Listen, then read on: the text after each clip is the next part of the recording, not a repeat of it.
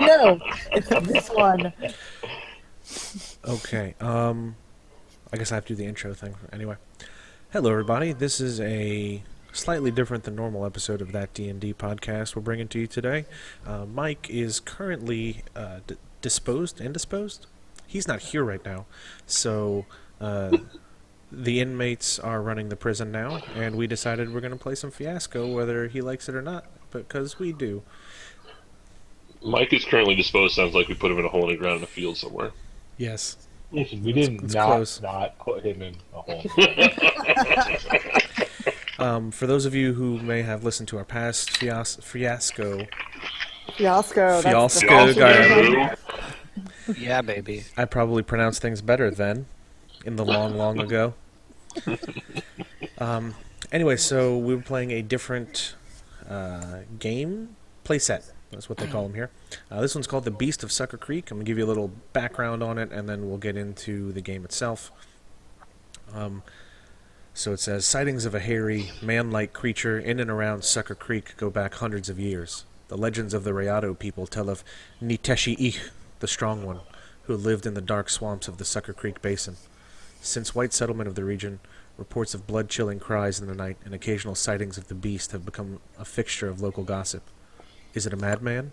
A crazed bear? Something strange and wholly new to science? No one knows, but those who have crossed paths with it are convinced of one thing. The beast of Sucker Creek is real, and you don't want to make it angry. So there's definitely a lot of options for what kind of people we're going to be. So to start off, what we need to do is everybody roll 4 dice. So in the Roll20 thing, just do roll 4d6 for me. I was like regular dice or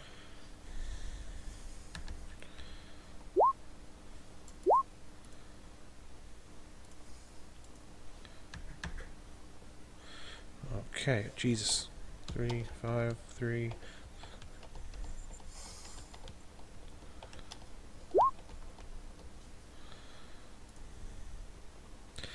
One, two, three, four, 5. All right. So we've got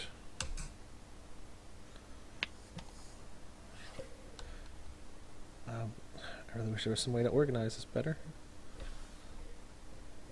Does anybody want to go through and find a way to arrange those numerically for me? I'll do it. Cool. So what we did here is we've got 20 dice, and that will give us the things we're going to build our relationships and wants and needs and stuff off of. Alright, so the way this works is you have to have a relationship with the people to your left and right. Since we have this in a Word document, it'll be the people above and below you. So I will have some sort of relationship with Renee and with Jonathan. Renee will have me and David. David has Renee and Zack. Zack has David and Jonathan. And then Jonathan has Zack and me.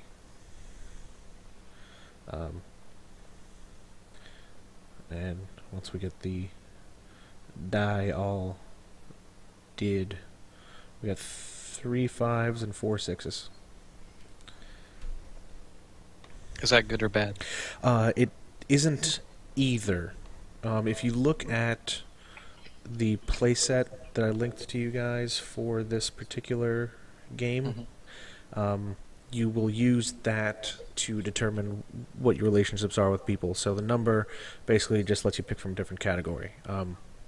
So the way this will work is, you have to start broad and go more specific. So you can't say automatically we're siblings. You have to say we're family, and then the next time you assign a die to it, you can go further down the line. So I guess since I'm on top of the list, I'll pick something. Renee, are you cool being troublemakers with me? Sure. Okay.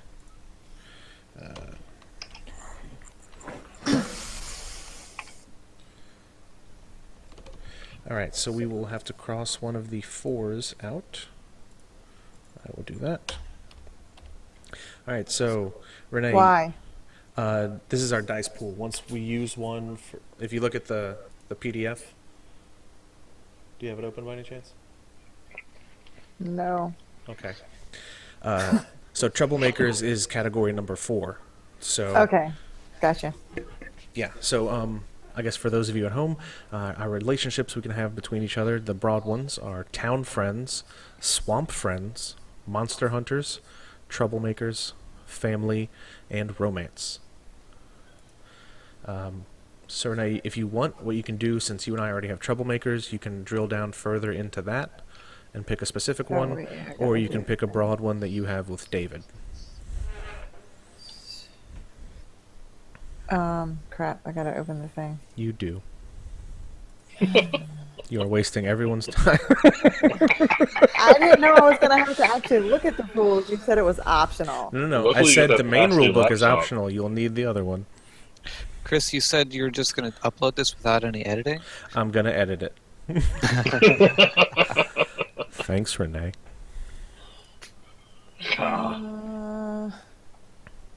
Crap. We have some of everything. So, town friends, swamp friends, monster hunters, troublemakers, family, or romance with David.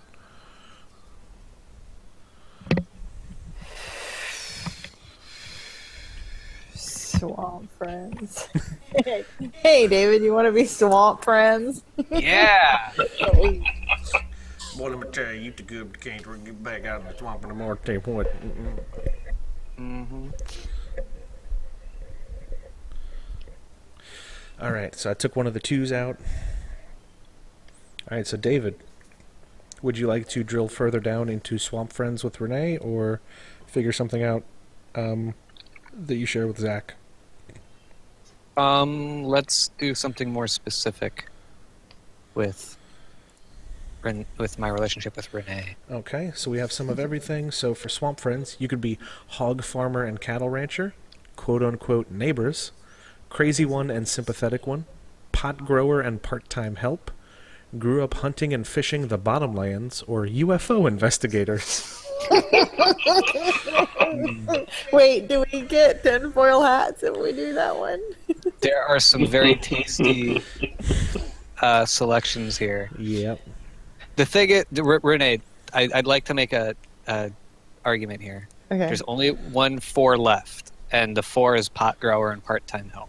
Yeah, let's do that. And you can't spell 420 without a 4. All right, so that 4 is gone.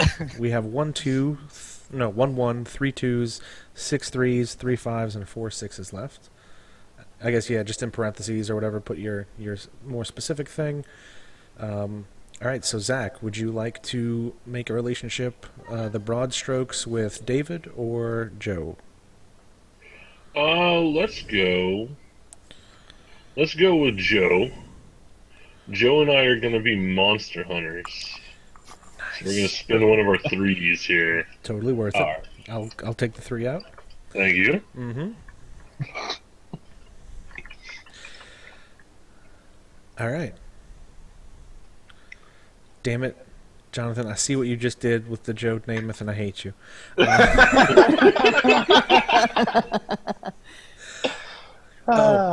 Sorry, Renee and David. Which one is the pot grower and which one is the help? This is important. I almost feel like we should wait a moment to determine that. That's fine. That's fine. Maybe and see the how other relationships will... Yeah. Oh shit, I'm troublemakers with Renee. This could be like an intricate web of stuff we got going on. Oh yeah. If it doesn't end up being an intricate web at start, it probably will be by the end. Yep. All right, so Jonathan, do you want to make some drill down into Monster Hunter with Zack, or form a relationship with me? I was looking at the Monster Hunter stuff. All right, Zach, which do you think is better? Because these are the 2 I think are awesome. Okay. There's a convenient cover story. Okay. Monster Hunter. Okay. Or television's Rico, the Manhunter Sanchez, and local fan. Okay. So I too love both of those options, but I will say this: if we go with a convenience cover story, it better end up that we're swamp married. Oh, you guys go monster hunting every weekend. Yeah, every weekend we're monster hunting, man. Yeah, let's do that. All right. Okay, please. Convenient cover story. I'm sad that you skipped the chance to be Dog the Bounty Hunter. Okay, so did somebody take out that 3 for the convenient cover story? I'll do it right now. Okay. So it's back up to me. What do we have for troublemakers? We I have was just looking at that. 1, 2, 3, 5, and 6. So we have you bring the You bring the rifles, I'll rifles. bring the beer. Hoaxers, oh shit. We have monster hunters. It'd be funny if we were Oh my hoaxers. god, that may be perfect. Okay. Okay, so we have that. Escaped convict and accessory. Rival eyewitnesses and weekend paramilitary nut jobs. We do have some weed for that. Just saying. I'm almost seeing you roping me into having the Sucker Creek Beast as a hoax to cover for your pot growing op to keep people out of the swamp. Oh my god, yes. I'm on board with that. Okay, I'm going to take a 2 then, and we're going to be hoaxers.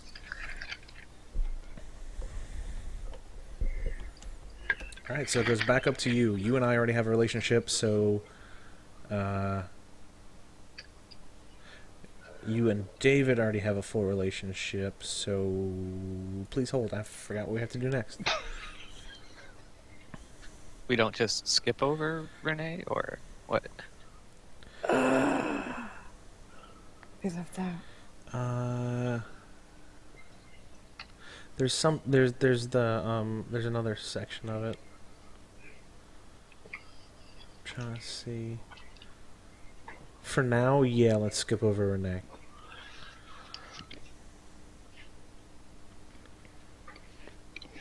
Oh, okay. You have one detail on each relationship. So basically, if you scroll further down, you have the needs and the locations and the objects. Those are the details for our relationship. Okay. So you could say, like, our hoaxing is built around, like, a need to profit from selling 400 bales of marijuana, that kind of thing. It's right there too. Selling 400 bales. Yeah, so that one, you'd have to do the broad strokes and then go back and do the more specific thing later. And you can only have one per relationship, so it's a need or a location or an object that's important to your relationship. Needs, locations, objects. Okay, and we are Hoaxers, and you and David are pot grower and pot growing swamp and friends. help.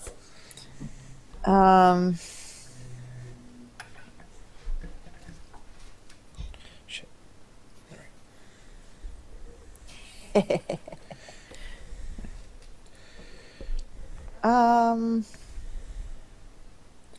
Okay, wait, what are our numbers here? Ooh, there's a 5.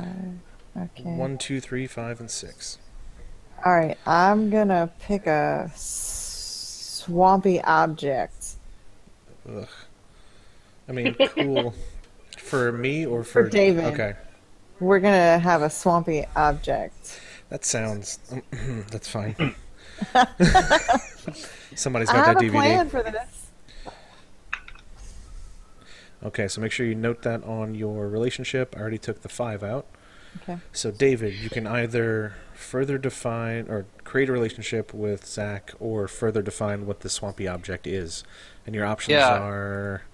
I think I want to work on a relationship with Zack. Okay. So, I just need to look at the numbers we have. Let's see. Town friends, swamp friends. Yep, just no 4s, so something. Monster hunters, family, or romance. Oh. Swamp love triangle. Yeah, I think we're gonna have to go with the swamp love triangle. Yes, we have a romance. Yep. So, taking one of those 6s.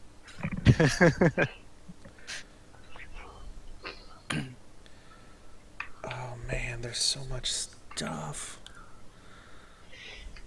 I mean, really, in this area, everybody's got to be getting it on with everybody else at some point, right? There's nothing Yeah. else to do. That's how you end up all Our family tree is more like a shrub, really. Yeah.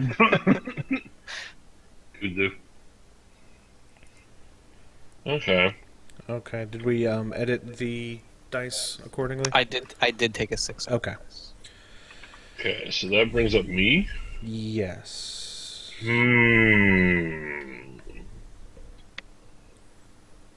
What do we have left here? What are my options?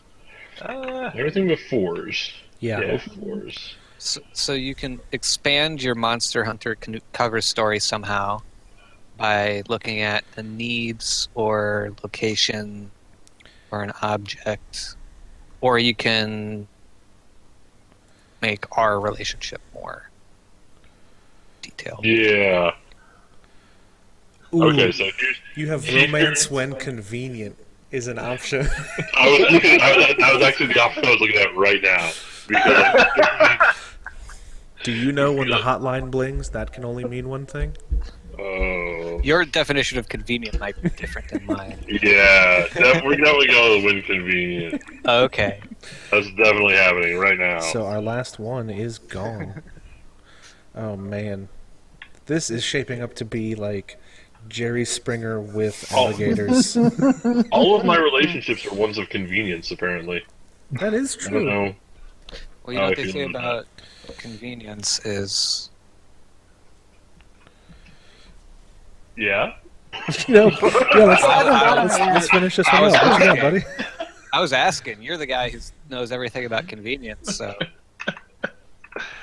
It was convenient to stop there True. in the description. I like it. So I think we're at me. I'm trying to figure out what I'm going to do here. So I'm going to look at Chris. I'm going to say swamp friend or family.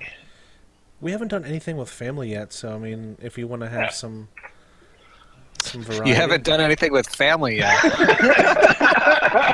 I feel like on one of these lists I've done something with family. We'll check that out.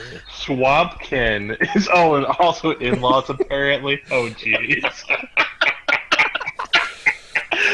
All right, so family, take out a 5, and then. Oh man. Okay, so now I need to either figure out how Renee and I have an important thing for troublemaking.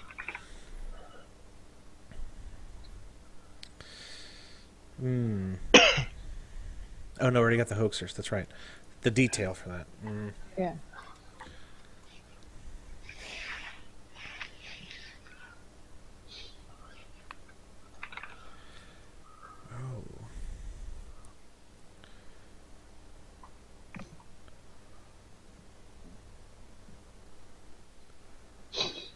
Fuck. There's a lot of pretty good ones. There are, right?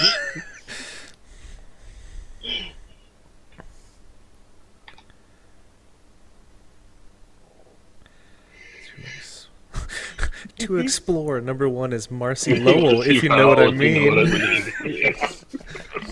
I was like, how can I add a third person to this? Oh yeah, there we go. But we're out of ones, so it doesn't work.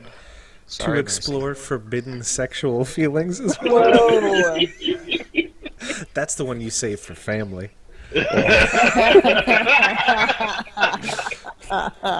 Okay, we have a 5 left. So Renee, I think our hoaxing, an important place for us, is way back deep. Okay. Okay. I mean, there's some pretty good ones in there. You got, Yeah, It's a shame you don't have 4. yeah, no, 4 is perfect. yeah. Jesus. I was thinking 2, so we'd have a bramble patch with a hidden tunnel for hoaxing. But Jesus, guys. Really playing the double entendre for the suck hole, huh? I think we might have to be more. We might be up to more than double entendre for the cycle at this point. Yeah. We're just doubling up on the doubles. But only when it's convenient. Alright, we got a 2, a 3, and a 6. Yeah.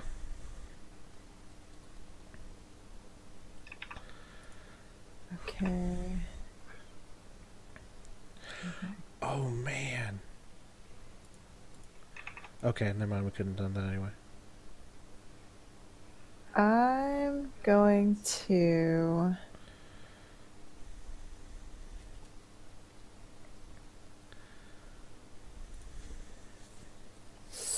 say that. Dead guy? No. Ghost lights.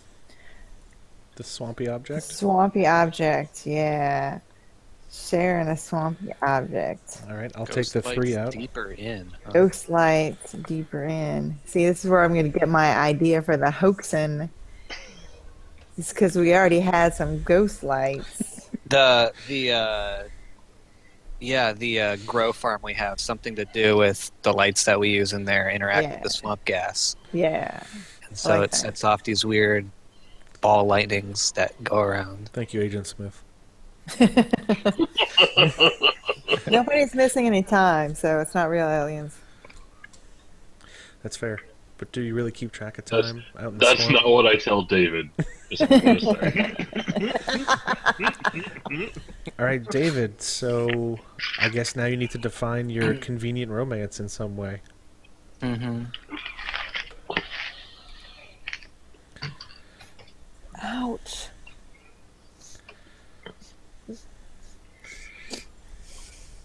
Oh, man. Wait, do we have any 3s? Okay. I'm not gonna... I mean, this is, of course, not mandatory, but under depressing, there is a pile of overdue bills and collection notices, so it might not be like when it's convenient to bone, it's I'm getting money out of this, so it's convenient for me to fuck you. Oh, jeez. That's terrible.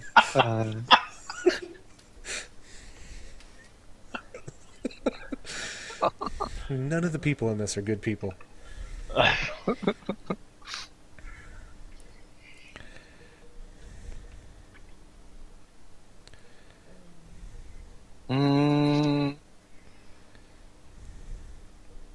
Objects, locations.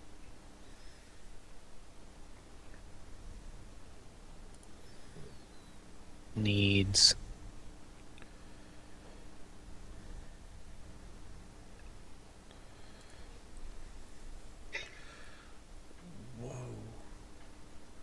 Let's go with but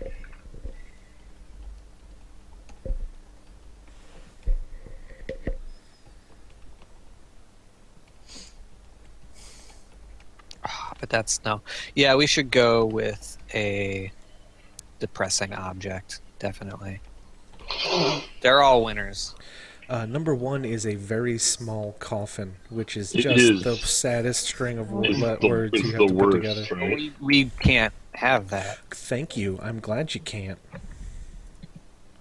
Alright, Okay. I will erase the 3. If you open the coffin, it's empty because it's where I buried all my fucks. That doesn't sound that depressing, really. That's why you needed such a small one to start off with, right? Okay, so we got 2 3s and 6s. Yes. Alright, well, let's stick with the depressing option. Did we delete? Did I delete? I did. 3 or did you? You did. I did. Okay. So your options for depressing, for those listening, we have a group photo from the 2006 Bigfoot Jamboree, pile of overdue bills and collection notices, and wedding rings snagged on a fishing hook. I think I'm actually going to go with the group photo from the 2006 Bigfoot Jamboree. Alright, I will take the 2 out of there.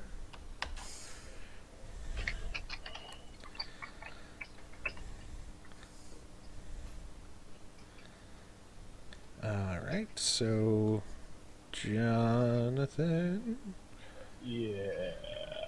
Trying to figure out you could what we got. we don't have much to find for our family relationship at all. Oh. Where are we? And you don't have any specifics to find with Zack for the object place thing. What do we got here?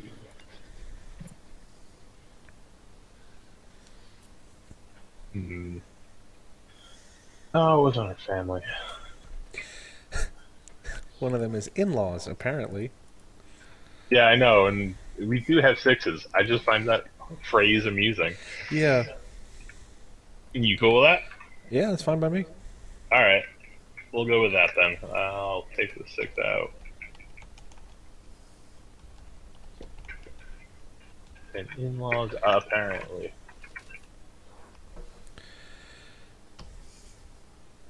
Alright, so I can either further define what's in the way back deep, or do...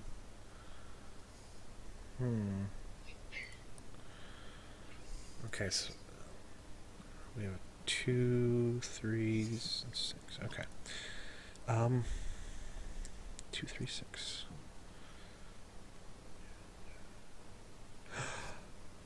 Oh. Oh. Shit. I was hoping we had an extra 2, because if we needed to enjoy some quiet time after the accident, that would explain the apparently we're in-laws thing, because...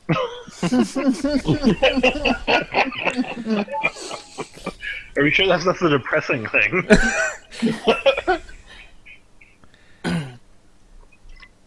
Ooh, okay. I think you and I need to profit. Alright. So that From being is- in-laws? We're in-laws who are working together to profit from something. We have 1 2, 1 3, and 2 6s. Renee, you are up. So you can define the way back deep. You have to define the way back deep. Yeah, let's see. Way back deep. What does this tell me? Bramble patch with a hidden tunnel. The beast's stinking lair, or in a sinking canoe. Way back deep. Huh. Yeah. It would be hilarious if you guys were trying to fake it right where the beast lives. You know, I'm looking at that, and that's kind of, I'm thinking, okay, Who keeps messing up these tracks I make? Yeah. yeah, let's say that's the way back deep. Shit. Okay.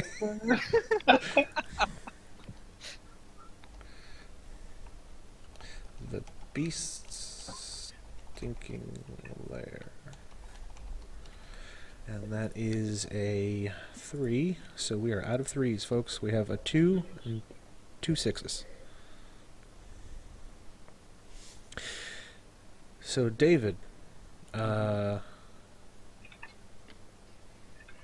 you have all the things somehow. Apparently. Okay, so Zack. What do I need to do here? Um, We need to figure out why Joe and I are. You need to figure out an important object, place, or need for your monster hunting. Okay. I got Um, 2s and 6s. yep. Need, location, and objects. You have your object, so you need a location and a need? Well, I think here's what I'm gonna do for you, Joe. Okay. I'm gonna pick to explore. I'm gonna let you fill in the rest. That's a 6. Alright. That makes sense for a monster hunting background. Sure does. So you either need to oh, Jesus.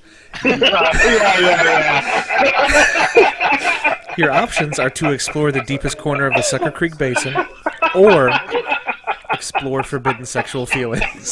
Sophie's choice up in here, man. You could explore the deepest corner of his Sucker Creek Basin, if you know what I mean. I feel like this goes to the same place either way. Chris, I don't know if you've heard, but the Beast of Sucker Creek has 2 backs. Jesus. This is gonna go great. I'm not going in that layer. What? Alright, so by choosing that though, don't I push someone else into using the one I don't? Yes. Is that what happens? So for a need for profit, we have 2 as a little recreational poaching, or 6 from selling bogus residential plots in Starfield Acres 2. Both of those are good. So find whichever one you want more for the exploring, and then just we'll do whatever the other one is for the family profit thing. Yeah. Alright, I don't know.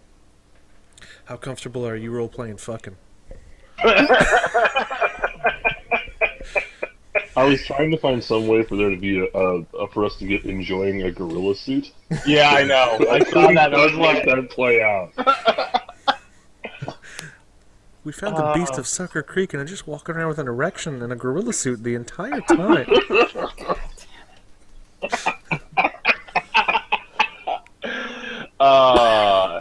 yeah, all right, screw it. We'll just go with the 6 for the relationship with Zack. We're Okay. gonna do it in for a penny, in for a pound.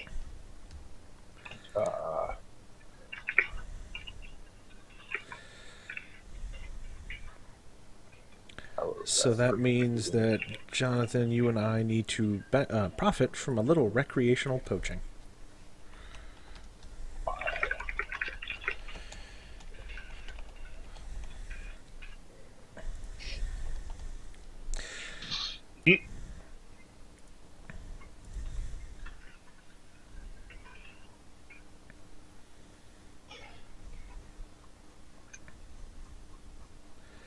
So the good thing is we're officially done with that playbook. We don't need it anymore for any decision-making stuff. The rest of it's in the Fiasco rulebook, so you can close that out once you're done.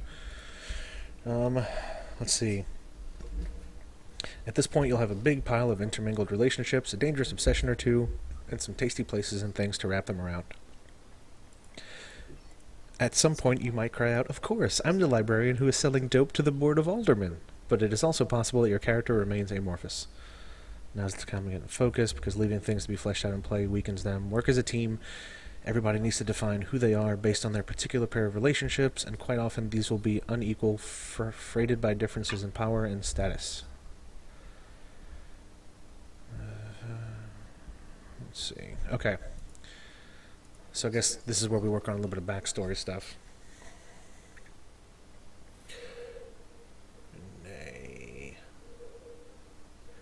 Renee doesn't have the marriage of convenience, so that doesn't make it work super well for what I was thinking of. Okay, so Renee, you and I are hoaxers. And Jonathan and I are in-laws.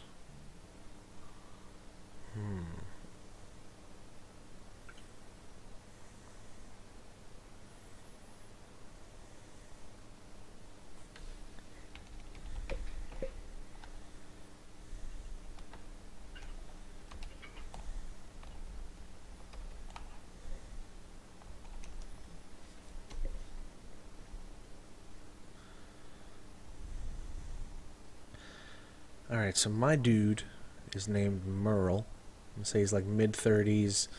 He's got that, he's always got a dumb look on his face. He's relatively overweight, and he and Renee's character go way back. Maybe we were friends in school, and we learned, hey, we don't need book learning. We're pretty good at this whole crafty thing. So we whipped up a fake Beast of Sucker Creek suit. It's basically just a gorilla suit that we may have spray painted a little bit, put some moss on, done a little bit of sculpting work on the face so it doesn't look so much like a gorilla suit. And I'm trying to figure out what the in-laws apparently could be.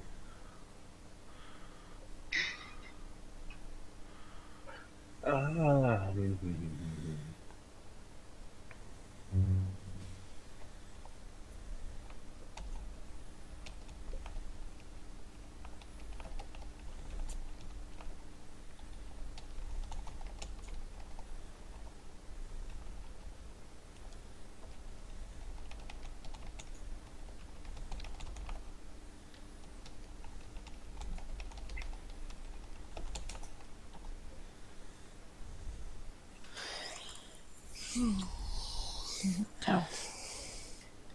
Maybe my sister Lurleen introduced me to you after you guys ran away and got hitched.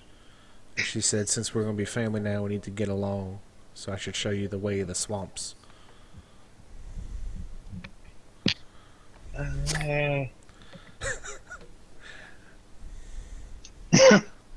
Way of the swamps. Was apparently. Yeah, I figure the apparently means it got Yeah. sprung on me in some way or another, or sprung on both of us, I guess.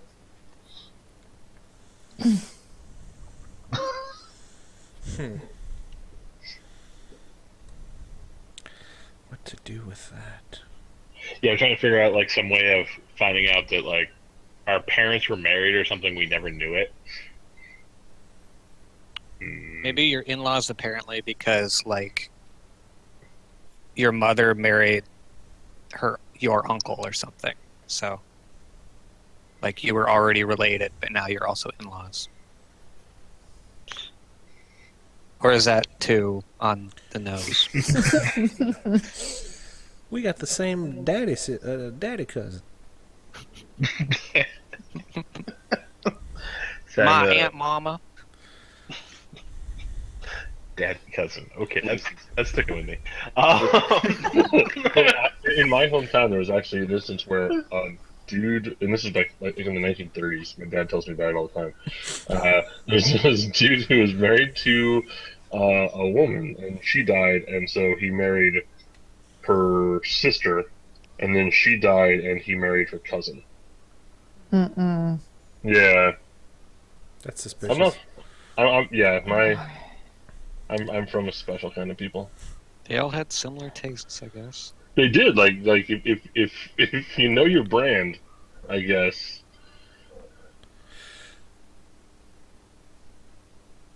Okay, so are you, Jonathan? Are you playing a guy or a girl? Yeah, we'll go with a guy. We'll call him Joe. Okay, Which we easy already enough. started. So maybe you and I never really met. You might have met the rest of the family, but sister's relationship to me is real important to her. So she wants you. She wants me to approve of you too.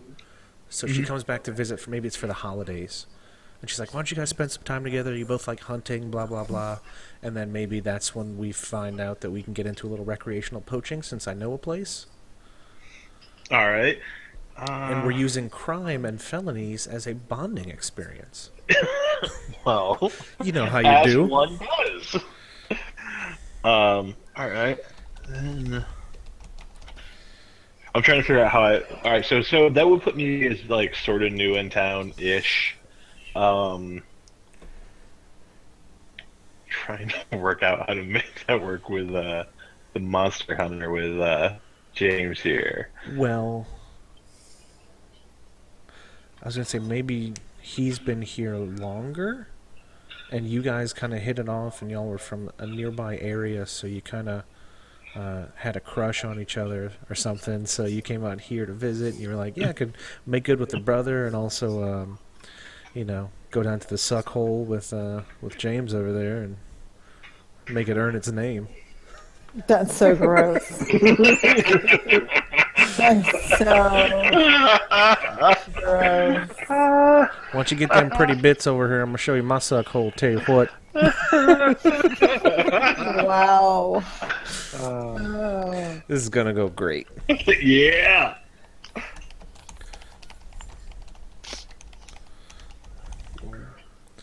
Or maybe she moved back to town and this is just the first time you and I have gotten to really hang out, so that would help. You have already sort of like an established thing since you've been in town for a while, but I don't know, something. I've been busy. No, I'm fine with like came back from like the holidays and stuff like that, and we took up poaching and stuff like that as kind of the sideline. Yeah. Yeah, that works with me. Um, yeah, you actually are down there. Laura. Okay, I'm gonna go get some, more coffee. So I'll be right back.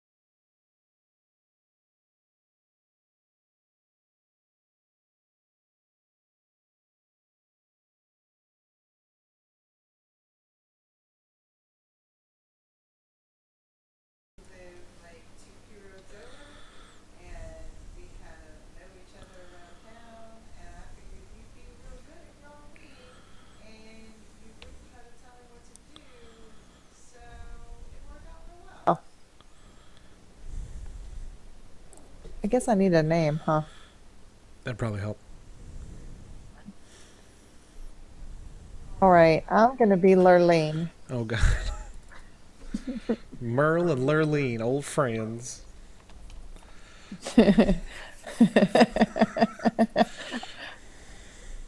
Yeah, I was just gonna say, so I should use Nikki when I'm mad at you and I want to rile you up.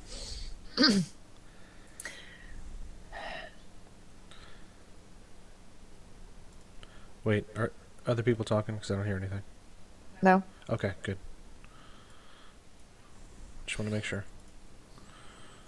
we finished. We finished talking. I'm the brains of this pot growing operation because David won't tell me what to do, and I can boss him around in the swamp. I'm Lurleen. My name's Lurleen. I don't take no sass from nobody. Thank you very much.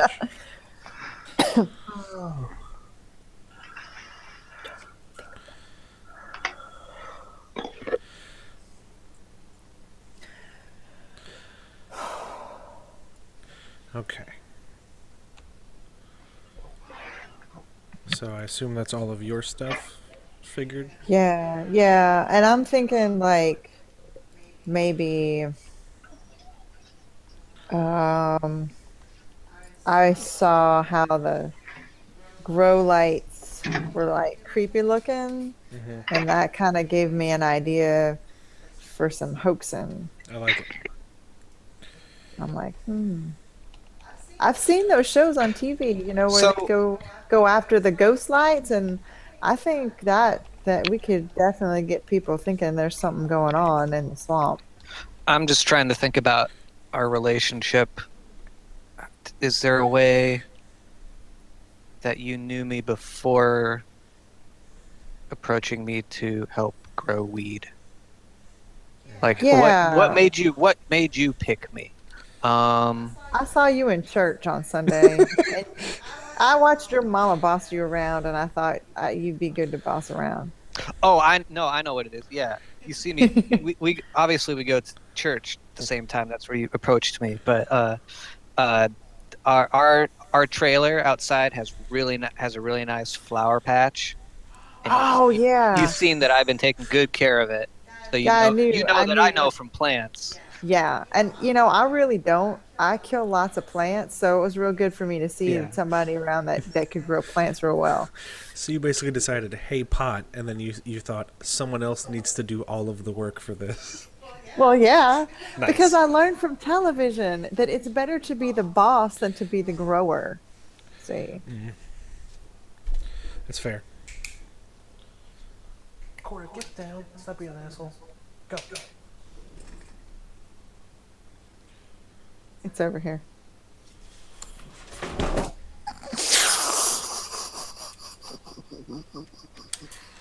She just wiped out. That was so funny.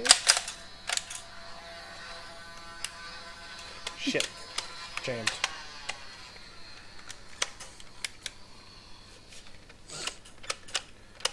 Nothing. You guys carry on.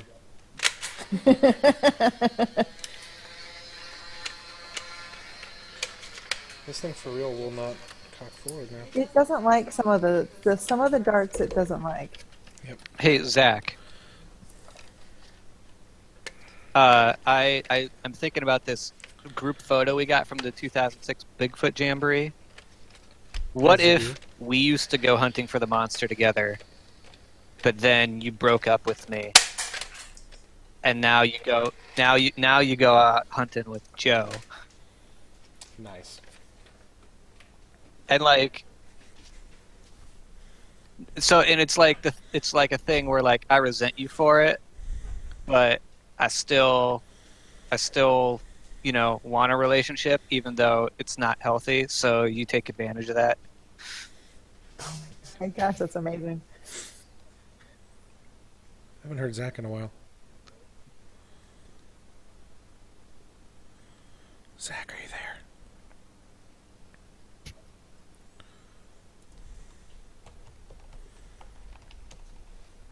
But are you still interested? Because it's a convenient cover story for you and Joe.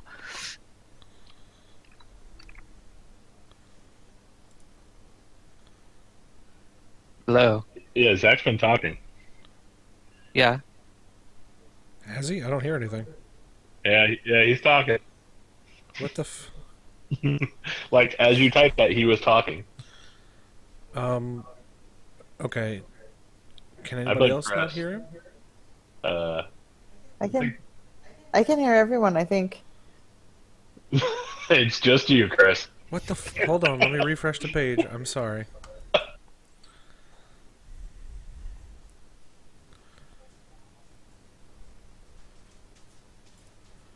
Okay, I'm back. Zach, say something.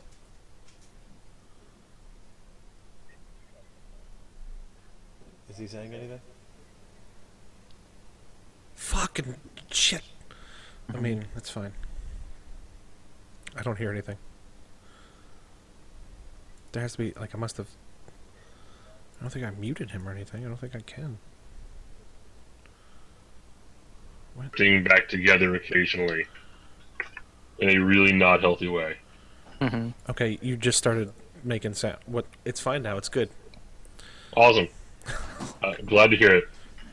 So I'm going to write down that you broke it off, and I still got. Hello. Yeah? Yeah?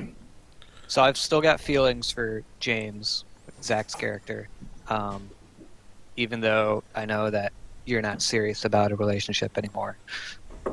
Mm-hmm. All right. Yeah. I'm going to think that since we broke up, actually, this is the thing: is I actually don't give a shit about the monster hunting anymore. Okay, so you use that as an excuse. Oh, the convenient cover story. That's fantastic. That's great because you're essentially leading me on with stories about the monster, right? Yeah. I'm sort of in it for the monster at this point. Yeah, and so our entire relationship is our current relationship is based on a lie.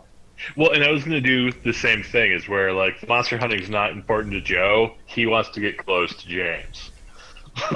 So, But we don't know how to communicate our feelings.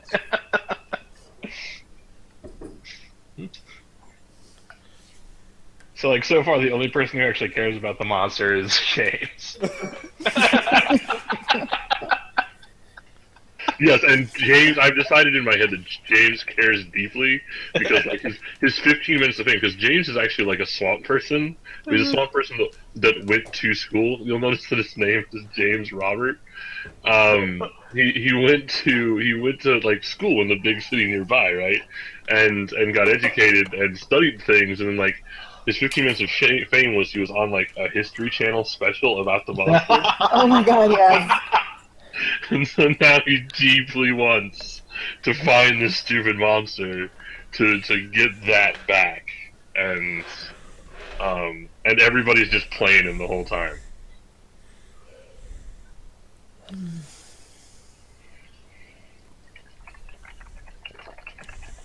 I like all these things.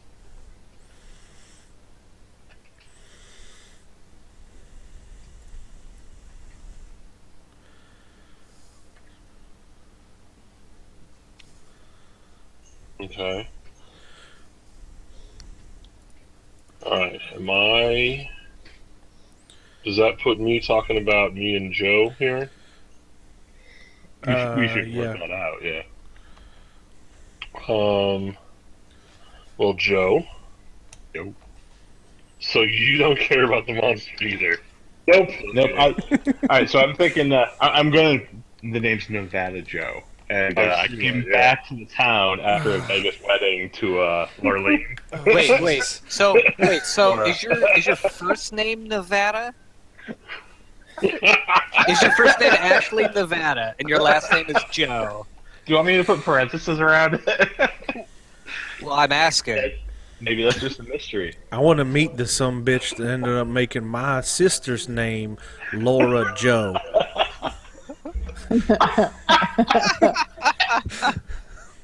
Well, it totally is now.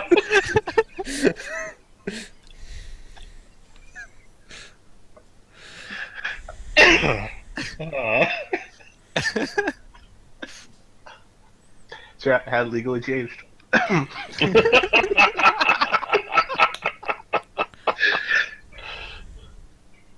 Tino said it was a pseudonym, so I proved them wrong. Yeah. So anyway, like I'm back in town usually like holidays where Laura's visiting family and stuff like that. And I heard the monster's whole story thing, and I thought it was like a really good tall tale type bullshit thing. Mm-hmm. But like I found that James was really into it, and he's kind of into James. So That's pretty good. Yeah.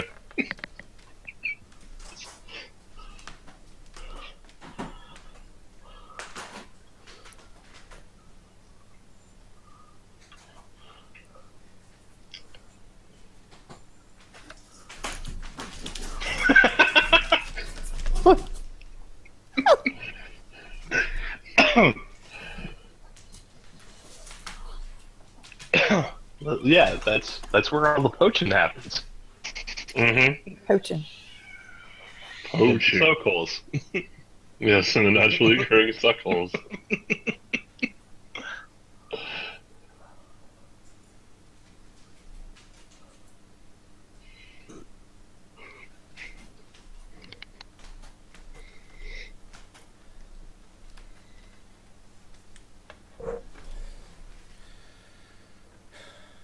Everything's fine.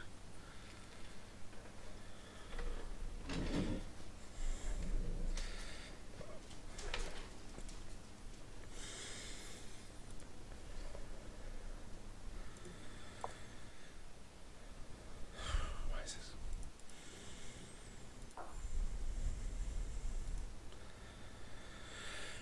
Ow.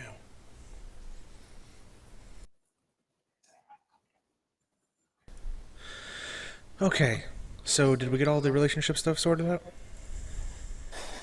To at least a degree that's going to be entertaining, yes. I'm sure more details will come out later. Oh yeah. Let's see.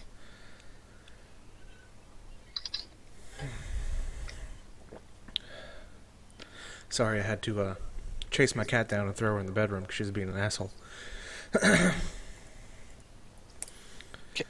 Chris, I hate to tell you, it's a cat. Yeah. I was trying to figure out how to. Don't know how to break it to you any other way. It's cat, man. It's I cat. don't know how familiar you are with cats, but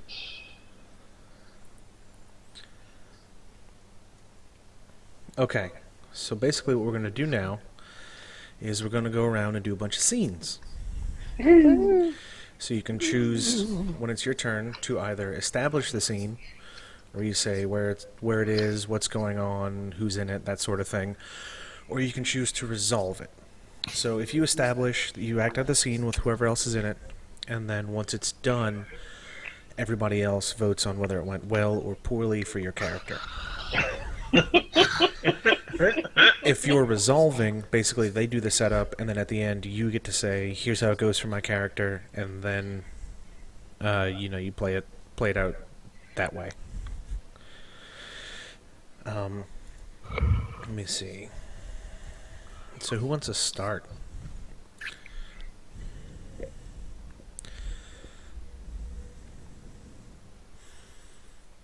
That's good. I'm trying to process amazing, how right? the stuff works still. Okay, hold on. So when you're doing a scene, is it the other people in the scene give you the dice, or? Okay, so at some point in the scene, the decision needs to be made whether it goes well or poorly for your character. There's a little bit after that, but if you established it, then basically everybody else votes. Once there's a majority rule, they give you a white die if the scene goes well for you, or a black die if the scene goes poorly for you. Okay. And then at the end of the scene, since it's Act 1, you hand that die off to somebody else. It doesn't matter who. And then in Act 2, which is I think when we get to half the dice remaining, then you get to keep that die, and then basically you roll those at the end to determine how fucked you are. Sounds fair. Yeah. okay. So aside from that, it's very freeform. So how do we know which dice we have? We have, Or is it just there's? Oh, there's two of each character, or two of each color per character. So there's 10 white and 10 black in the pool. okay. And you roll those when they're assigned, or they're just assigned? They're just assigned. You roll at the end of the game for them. Okay. Let's see. Okay. I'll establish one. So I'm thinking. I mean, we have to start the poaching. So I'm thinking it's probably Merle, Joe, and Laura. Somebody's gonna have to play Laura. Let's say at like Mom's house on a Sunday or something. We're all eating lunch. And then the idea is brought up for us to go hunting together. So who wants to be Laura? And or we need somebody to be Mom.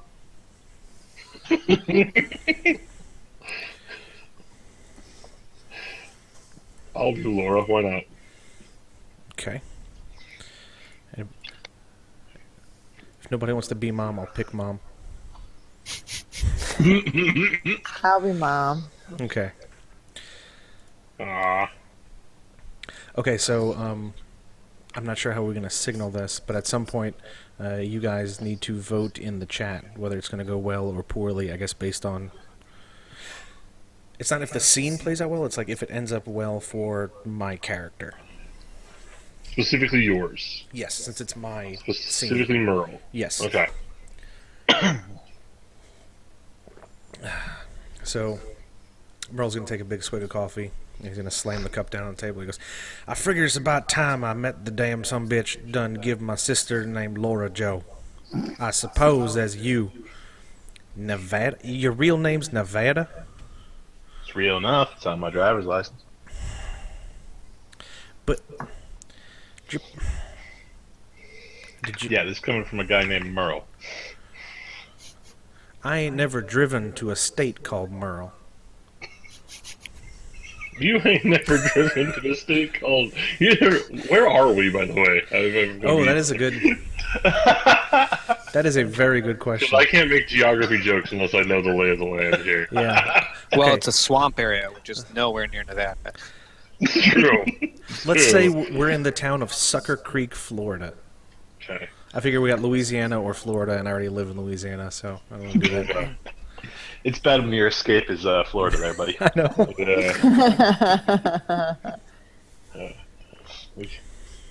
Well, Merle, you ain't never been west of Georgia, Merle. What are you talking about? That's not the point. You can't find Merle on a map. I'm sure I can. Hold on. Laura takes out her phone. Ah, shit, I forgot we don't have reception. Put your goddamn smarty phone down. We're at the table. You take off your hat. You put your smarty phone away. It's Mama's rules. Ain't that right, Mama? Yeah, if you say so, son. I really don't see why you need to have this conversation while my delicious food is going to waste. I don't know how long I've been... I'm not educated, man, Mom. I don't know. I can't count any kind of days much or anything, but I don't think there's ever been a day in history where any of your meals have gone to waste. Well, that's probably Really don't look like it. true. Oh, that was a good one, hon. So I'll punch through his shoulder congenially. Good one, Joe. You give it to him. So, I swear I don't know what you kids are up to these days. well, Well, that is a good point. What do you do for fun around here? shoot shit, jump off of shit with trucks, drive through shit with trucks. You like any of them? You shooting stuff, you say? Oh yeah, hunting and out of season hunting, I guess. There's a season for when a gun will fire? For the shit you need fancy Look at him. certificates Look what at to him be trying to shooting at use these words. animals. Gator got a season. It ain't right now, but you do it far enough in the swamp, ain't nobody gonna stop you. Well, why do you hunt gator anyway? They're good. They're good eating, and I mean, everybody could use a belt. That's true. They are very stylish. Got those guts, you know. Push your pants down. You gotta keep everything presentable. Mama says. Don't At wanna some get- point, you got to make you a pair of alligator suspenders. Yeah. I had an incident in the past. I don't want to get kicked out of banned from Walmart again. It must be rough. I'll tell you about it. Tell you about it on the way. You want to go? We're gonna go shoot some shit or what? Sure. Yeah. All right. So I guess you guys have to decide now whether this thing is going well or poorly. Mm-hmm. So I guess type in the Roll20 chat W if it's going well, and then B if it's going bad, and that'll determine whether I get a white or a black die.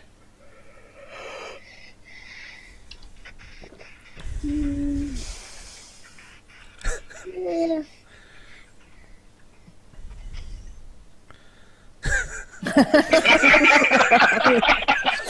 That was my exact thinking.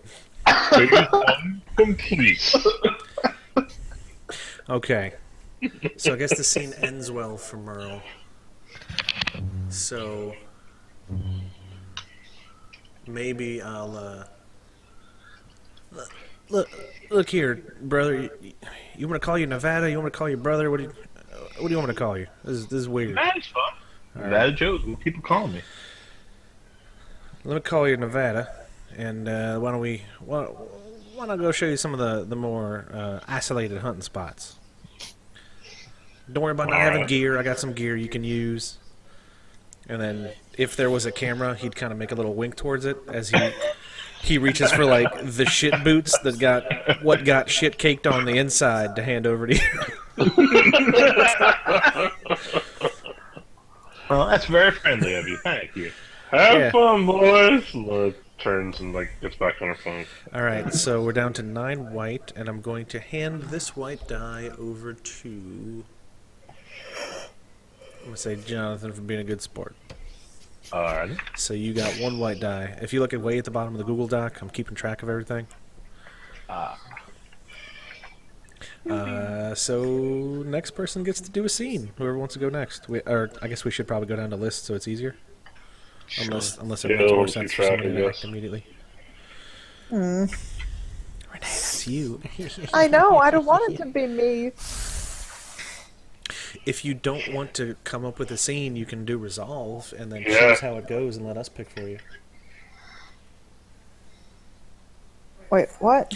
So you have 2 choices for your scene. You can Right. either establish it or you resolve it. And if you resolve, basically you leave the setup up to us, and then at some point in the scene you go, okay, this is going to go poorly for me, or this is going to go well for me, and then you get to decide that.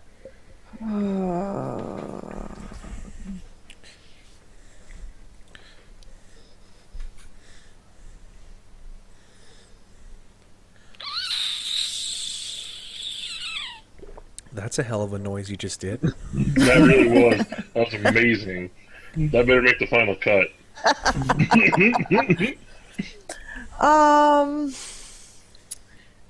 Well, I really don't know what I want to do, so I'm going to risk All right. you guys establishing this scene. Dear God, I'm All gonna right, regret so this. Renee's in a shootout with the cops immediately. It's like Grand Theft Auto. She's got like 5 stars and she's on an airboat. No, airboats are cool. They are awesome. They are. They are also the loudest thing in the goddamn They're world. so Yeah. freaking loud.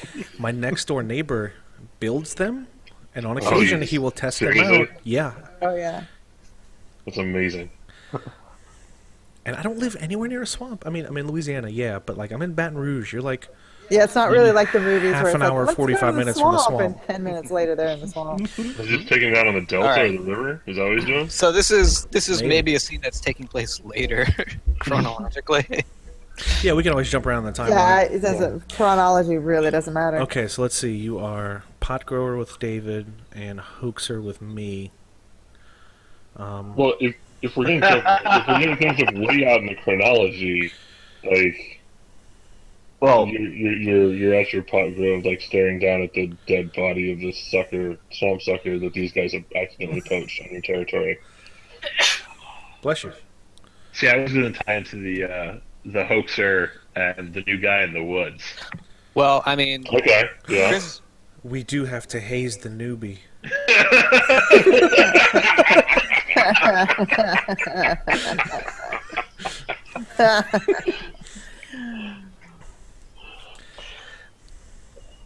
And it ties into the whole thing, building up into the thing with James or Zack. Yeah, definitely, Yeah. definitely. Okay, The so night show up. so do we want to have like the scene starts maybe somewhere way in the back deep of the swamp, and like I'm trying to lead you to like a deer stand or something, and you see Lurleen kind of perched up in a branch with some sort of like almost like a ghillie suit, but it's made out of shitty. Well, because I gotta Yeah, keep you away from the way back. That's where the pot farm is. Oh yeah, yeah. Well, I also imagine that with you leading him out, you're leading him through like yeah. the like nastiest, waist deep swamp that you can, and you didn't give him any waders, just those terrible ass boots. It's just soaked all the way through, and you of course know how. like he's walking, he can just every Yeah, time he lifts his foot up. and you're essentially like fat swamp Legolas, like you're hitting all the solid ground, and he's just like dragging himself through the swamp. That would be a real great like pounce down, scare the shit out of him, and then I introduce you to him. Well, do you want to, or do you want to get me like scared of the swamp monster? Ooh, that's true. But it's got to be Renee's scene, so Mhm. it would be better. I want him to be scared of the swamp monster. Yeah. Because this guy, Well, yeah, the I don't swamp want him monster's anywhere about. near my pot farm. Yeah, that's right. The swamp monsters. Yeah. They use the swamp monster to protect the pot farm. That's That's right, true. that's right. That's true. So, the question then becomes, are we already hoaxing? Shit, girl, we've been hoaxing since grade school. Tell you what. Then I'm gonna run with this, and I'm gonna assume that Mr. Education. No, wait, that's the other Nevada Joe, new guy in the crap boots. I'm gonna use my ghost light trickery and my pouncing from the tree to scare the living daylights out of this guy, and I expect you to go along with this. I gave you a call the night before and said, this here city bastard got a big old belt buckle with his name Yeah. on it, and he got Alright. to pay. Yeah. No, the belt buckle's for the state.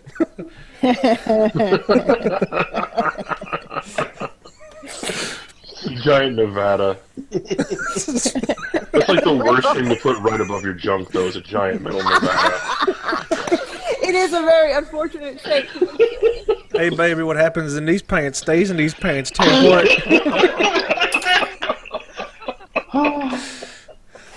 Okay. Come on, Nevada, keep up. I thought you told me you like hunting and stuff. You You never do had this to. for fun? Shit, yeah. Look at me, I'm floating. How do you do that? Belly comes in handy sometimes. All I'm saying. Jeez. There's so much water all over the place. What the hell? You How do you live here? You may not know about this coming from one of them desert states, at least I assume based on your namesake, but swamps got water in them. It was. There's like green and stuff, though. I didn't know there was water underneath all of it. Boy, my sister is lucky to have you. Alright, so at this point in time, I make a scary noise and flash the swamp light so that I don't laugh at the ridiculousness coming out of this man's mouth. What does the scary noise sound like, Renee? Alright. Oh, what's a scary swamp creature noise? Probably something burgly, like Oh no, it's gotta You it's got a gotta be pretty something mouth. like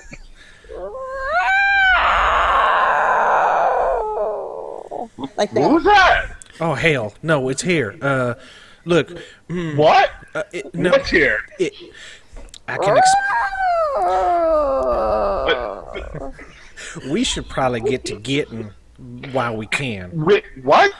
We got guns. What do you have? Look, you are. Take your time shooting if you want.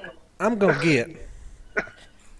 And he proceeds to try to fat guy wade his way back the way they were coming. Well, yeah, he got someplace else's away, leaving the city slickers stuck in a swamp. He's waving over his shoulder. He goes, "Just so as you know, up ahead they got the snake pit, and to the left of that is the spider den. So just be careful. I'll tell Laura to to expect you maybe if."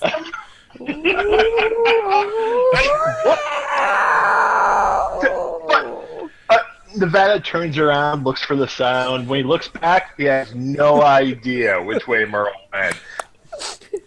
Merle? I've got like a flashlight. I'm clicking. I'm like, if she didn't tell you about the beast, she must not love you that much. Come on, you dumb son of a bitch. They start splashing through the swamp, going in any which way direction. I'm sure there's a few times where there's a sinkhole or whatever, so he goes like almost all the way under. So swamp water all in my hair and just look like a horrible mess. Part of me sees this dude as like Guy Fieri hair almost. So it's like frosted tips that go under and they come back and they got that green algae kind of stuck in them. And they're all like laid down on his head with the water, and it's just sad and pathetic. Welcome to Flavortown, brother. Let's go.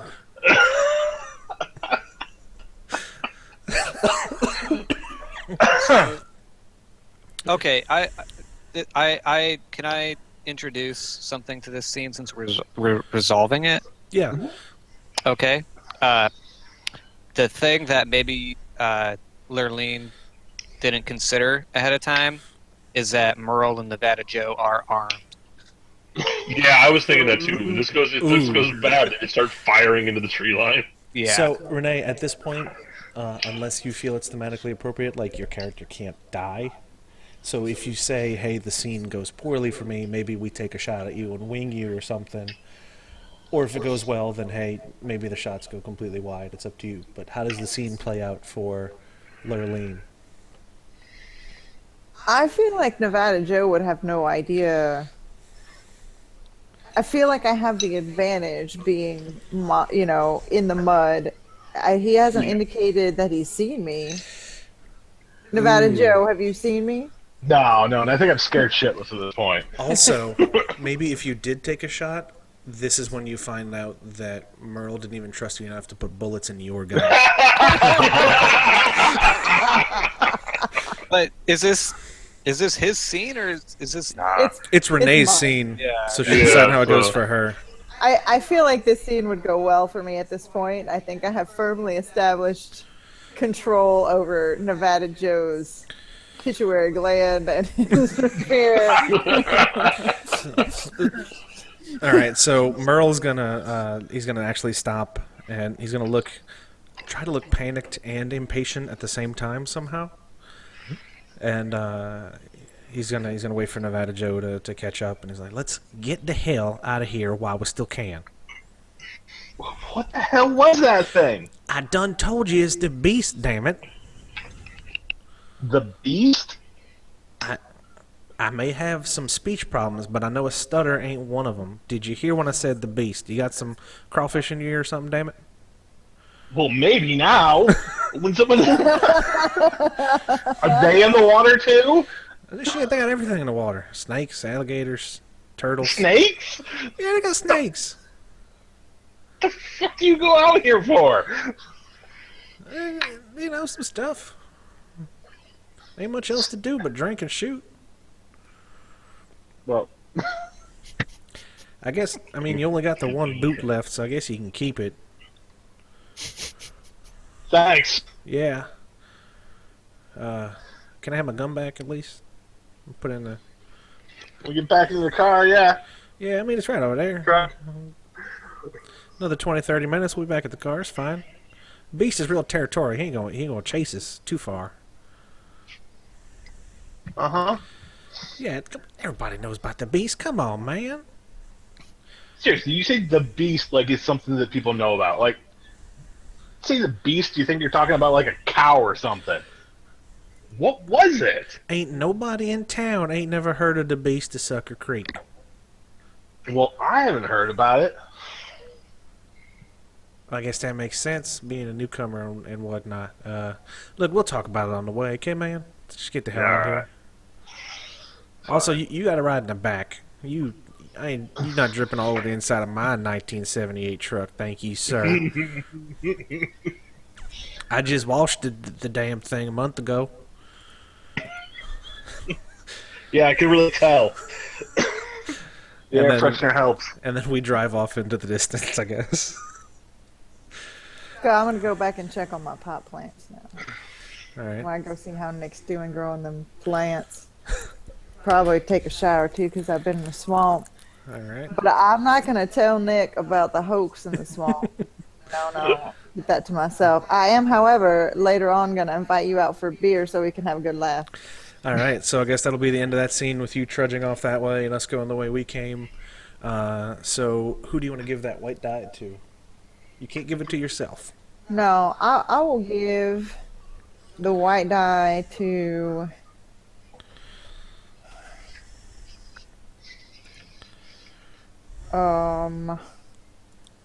I'll give the white die to you, Merle, because you were a good sport in Oh, my hell. hoax. All right, well, thank you. And next up is David, a.k.a. Nicodemus, a.k.a. Nick, a.k.a. Nikki.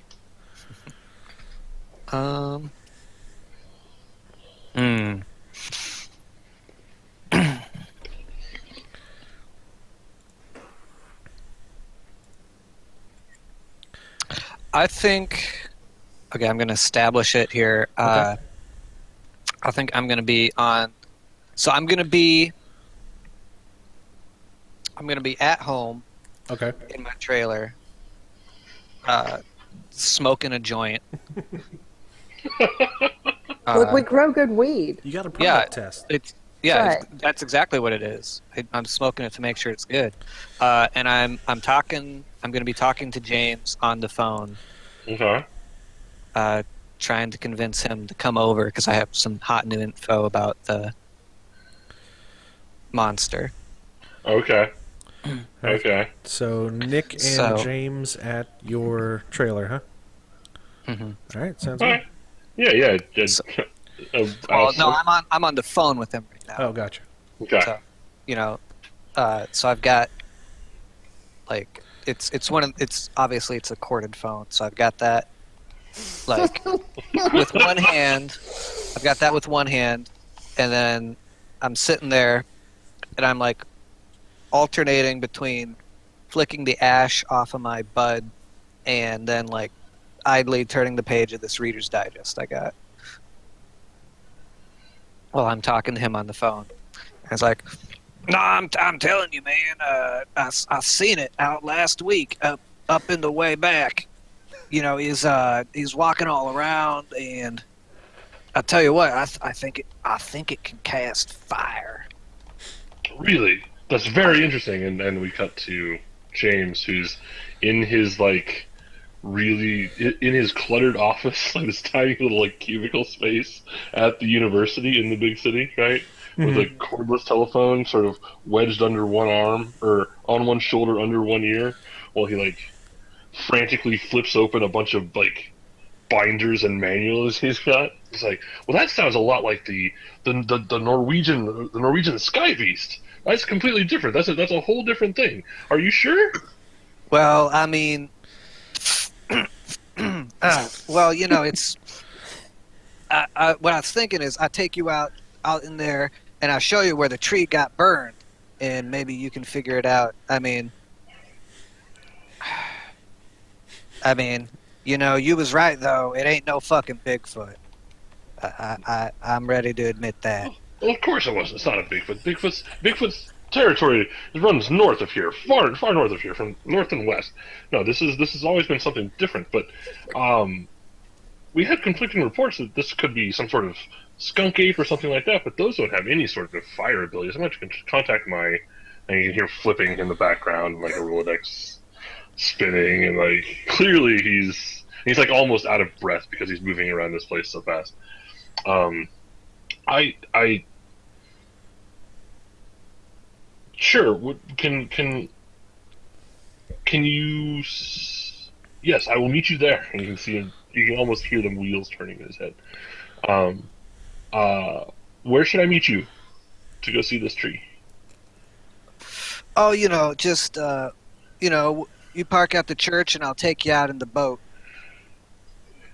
Would this be the spot where we decide how the scene goes to see what kind of response he gets? I think as I'm saying that, like I'm setting my Reader's Digest down, and I'm looking over at a butane torch I have, and like thinking to myself, I gotta burn some trees.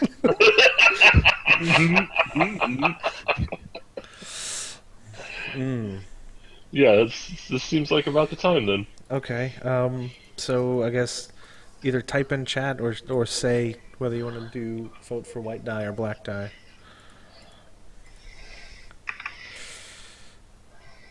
I kind of want to vote for black just to see how he responds to getting spurned. I want to vote for black, but for a different reason. But we'll let it play out.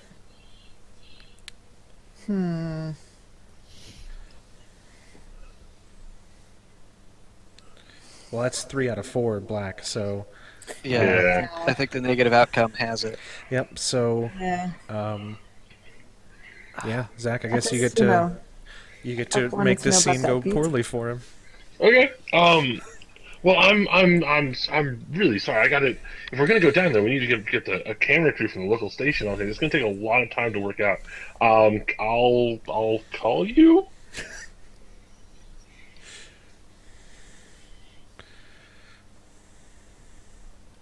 It's like, okay. But yeah. I mean, you know how the swamp is. In a week's time, we might not be able to get out there. Yes, yeah. I'll try to get it moving along. I'm sorry. I'm very busy, and I imagine there's like this slow pan over the picture, right? Where they're like Yeah. standing arm in arm. I'm sorry too. I think that's the secret. The thing is, only Nick is the one who's like sadly running his fingers down the picture. Oh. Yeah, there's a similar cut in James' office, and it's just like the picture under other things. Nice. Yeah. Hey, I should take you out to the swamp. Sorry, I'm busy that night. I didn't say a night. Oh, look, I gotta go.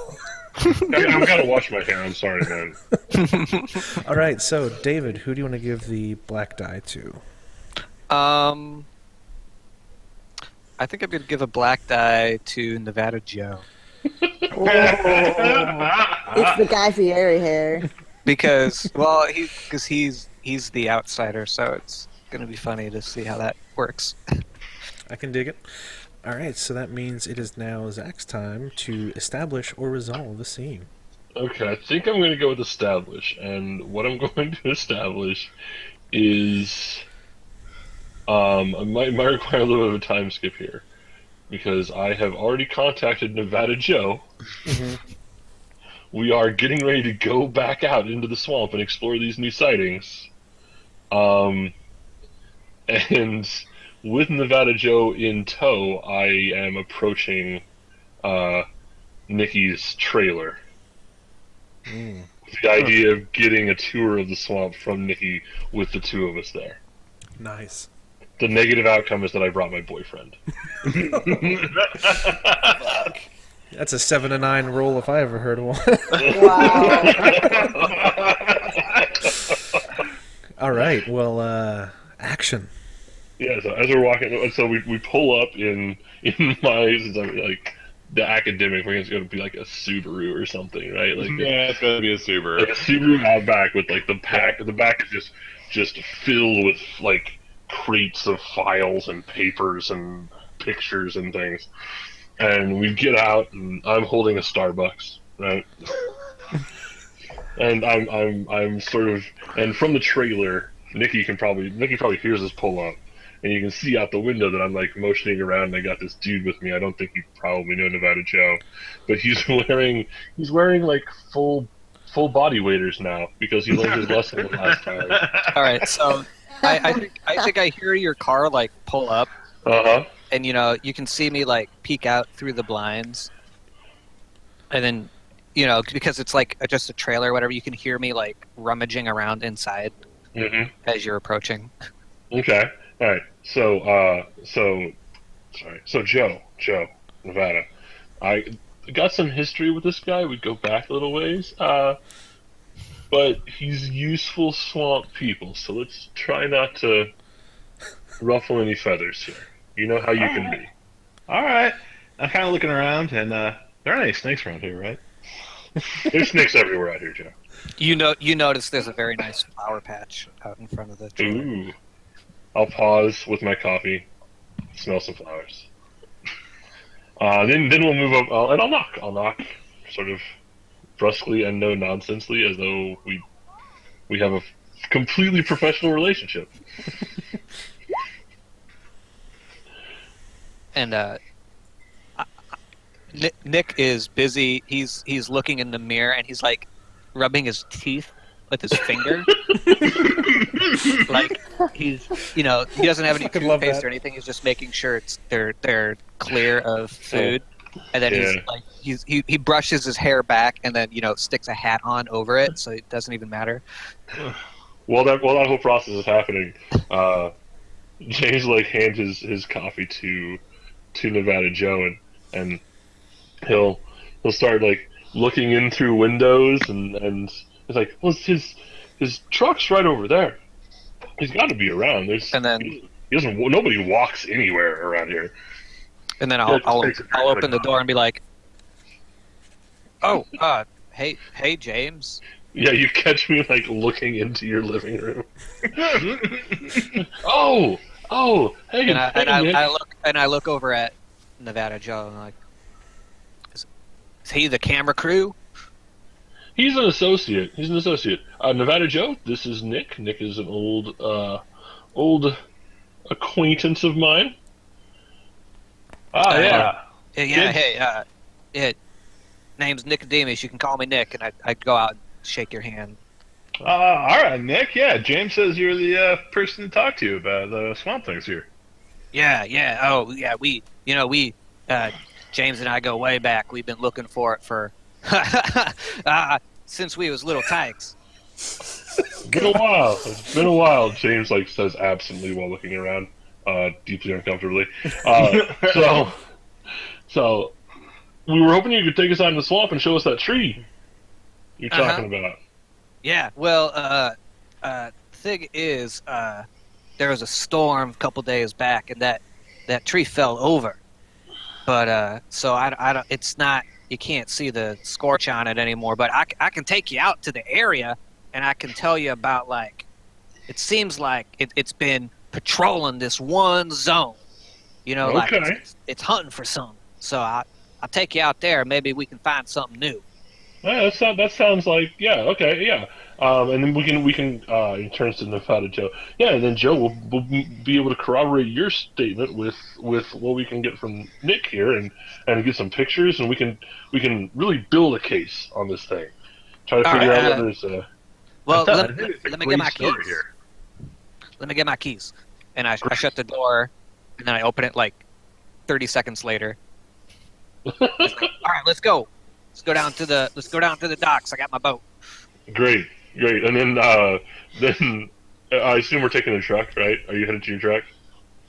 No, this trailer park is like right next to. Okay, all right. So I imagine the three of us headed out to the boat, right? And then you get in the driver's side, and I get in the passenger side, like it's just the most normal thing ever. And then we start to pull away a little bit, and then shit. Yeah. Yeah, Hey! and it's definitely one of those airboats. It's Uh-huh. not a. So is this the good vote time for this one? I think so. I think we've probably reached that point. I feel bad. I keep voting black, but I feel like having the hubris to bring your current in front of your ex is bad fucking news. I really don't want to vote black because I'm pretty certain I'm the one eating it, but I mean, that is why he has you, if you know what I mean. I'm gonna vote white because I want to see that maybe he feels like he's got some feelings for Nick still. Renee, white or black? You could either make it a tie or break it. Yeah, what happens if it's a tie? We'll just do a roll off or something. I want to go white because I want to see what happens here with I want swamp triangles, man, swamp triangles. Okay, so Yeah. let's do this. Zach, roll a d20, and if it's odd, you get a black. If it's even, you get a white. All right. You all right? You get a white. White. So it does well for you. All right. Fuck. Cool. I mean that was nothing but love. Uh-huh. how do you hear on these things? And then Jack will just James will just turn and motion like can't hear you. And like, I think James and Nick sort of like share a look. Yeah, a little Like- bit. A little bit. Like he doesn't know how to. and they shift imperceptibly closer to each other on the front seat of the. Nice. Yeah. So the noise of the airboat is probably the only thing that kept an awkward conversation from having to happen. Yes. That is fantastic. Okay, so who do you want to give the white die to? What are our totals so far? I have one white. Jonathan has a white and a black, and then nobody else has anything. All right, let's give Nikki a white die. I think you've handled that fairly well. All right. Done. So next up is Jonathan. Oh. I got to be creative. I'm gonna back up the timeline a little bit. I think Sure. I'm gonna say there's gonna be a bar, and in the bar will be James. And I don't know if there's any. I'm gonna say Lorlene's there just because it amuses me to have her be there unaffiliated. And then in comes Joe, all after his swamp adventure, the first one. Nice. I'll be the bartender if you need one. Yeah, Where is this bar? Where are we doing this? Is this it's gonna have to be in a local town somewhere. okay. Oh yeah, it's just maybe like a double wide, or it used to be a swamp shack camp, and somebody turned it into a bar. Got a big old screen porch on the back side of it. I think that sounds good. I want to say I'm just gonna put this out here. Like, so this must be like after Nick called James, right? So, but the only reason James would come to a place like this is like if his family owned it, and this is the place that he goes back in town. Like this is where his roots are in town. Is like at this terrible little shack bar. The swimmin' skeeter, it's called. Oh Yeah. my god, what? So, yeah, Joe will trudge his way in damply. You got hard liquor here? We sure do. I will take it. All of it? We got a bunch. Just keep it coming. All right. Are you sitting down at the bar? Yeah. All right. If you sit down at the bar, James will like sort of surreptitiously make his way over there and sit down next to you. Like, you look like you've had a rough day. Yeah, you can say that. Alright, listen. I know this is out of nowhere, but what do you know about the beast of these here parts? As he says that, a shot glass slides its way over to you. He just quickly catches it and drinks it. Just downs the whole thing real quick. Well, I know a fair amount about the beast of these parts, and then James just goes into just a litany of things he knows. You're telling me it's not bullshit? It better not be. I spent the last 5 years writing this thesis. It had better be real. I wouldn't be going back to this shithole town if it wasn't. He sends the shot glass back and like wait motions for again, and he actually motions for two. As one is coming, like as you're sliding it back, another one comes, and then she does a quick pour and slides it to you two. Passes one over to James. And then, all right, well, start telling me about it, please. Yeah, so the locals have been talking about it forever. Apparently, the native population spend a lot of time doing it. It's a large primate that lives in this. It lives in the swamps, makes crazy noises, sets things on fire. We just recently found out, and I am going to find it so that I can get myself on television. Well, it's got to be a big story, right? I mean, people Yes. would hear about it. Yes, I don't know if you saw it, but I have been on television as an expert about this thing before. It's a very big story, very big story. Really? It was on 3 local affiliates. Huh? I didn't realize I found the expert. Yes, you did. Yes, you did. And then another glass of whatever comes. Let's get properly sauced. And then James will scoot the chair a little bit closer and lean in and regale you with tales of the beasts. Why, it is nice to find a civilized gentleman here. Well, right back at you, sir. Where are you from? Because you clearly are not from about this part. Arizona. God damn it! Oh my god! Arizona, you say? How did you end up out here if you're from Arizona? Well, I was in Vegas. Met someone from here. Married her. Yeah, you gotta come back to the Really? holidays. Really, Yeah. you don't seem like the Marion type, if you know what I say. Yeah. Just a little closer. Yeah, now that I've seen the family tree, I'm really starting to regret it. Well, they can be a little bare of limbs when you get this far out of town. Twined Oh. together. So, are you in town for long? No, just for the holidays. I just realized this is a sham marriage. God damn it! You just pick up on that? I feel like I felt like going, guys, your hair should have let you know that sooner. Oh, God. Okay. Yeah, so now just to force the issue on the vote, like he's gonna look down at that Nevada belt buckle and it's like, you know how to use that thing? No, this is white. I'm voting white on this one. Absolutely. Yes. All right, White, blue it's white for right now, but it could end in disaster. You're gonna get your blood sucked at this women's skeeter. Is all I'm saying. I don't know, man. I guess there's a suckhole out back. well, maybe we should go find it. So the bartender's gonna say, "You know what? You guys seem all right," and she's gonna slide you a free round, and she's gonna take one herself, and she's like, "To the beast." To the beast. All right, so I feel at this point that Lurleen would get involved in this conversation since you're toasting the beast over here at the bar. So I'm gonna come over here. I hear you all seem to be talking about the beast in the swamp. Yeah, I had such a day. I didn't know anything about it. I've seen it and met the foremost expert. Really? Are you? How do you do? What exactly is it that you are hoping to do now that you know about this here beast? Well, I think we got to find out and get the word out on it. I mean, this would be the kind of thing that, like Extra would pay lots of money for.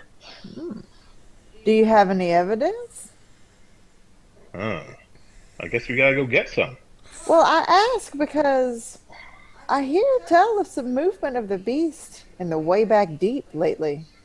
Really? That's very interesting. The notepad materializes immediately.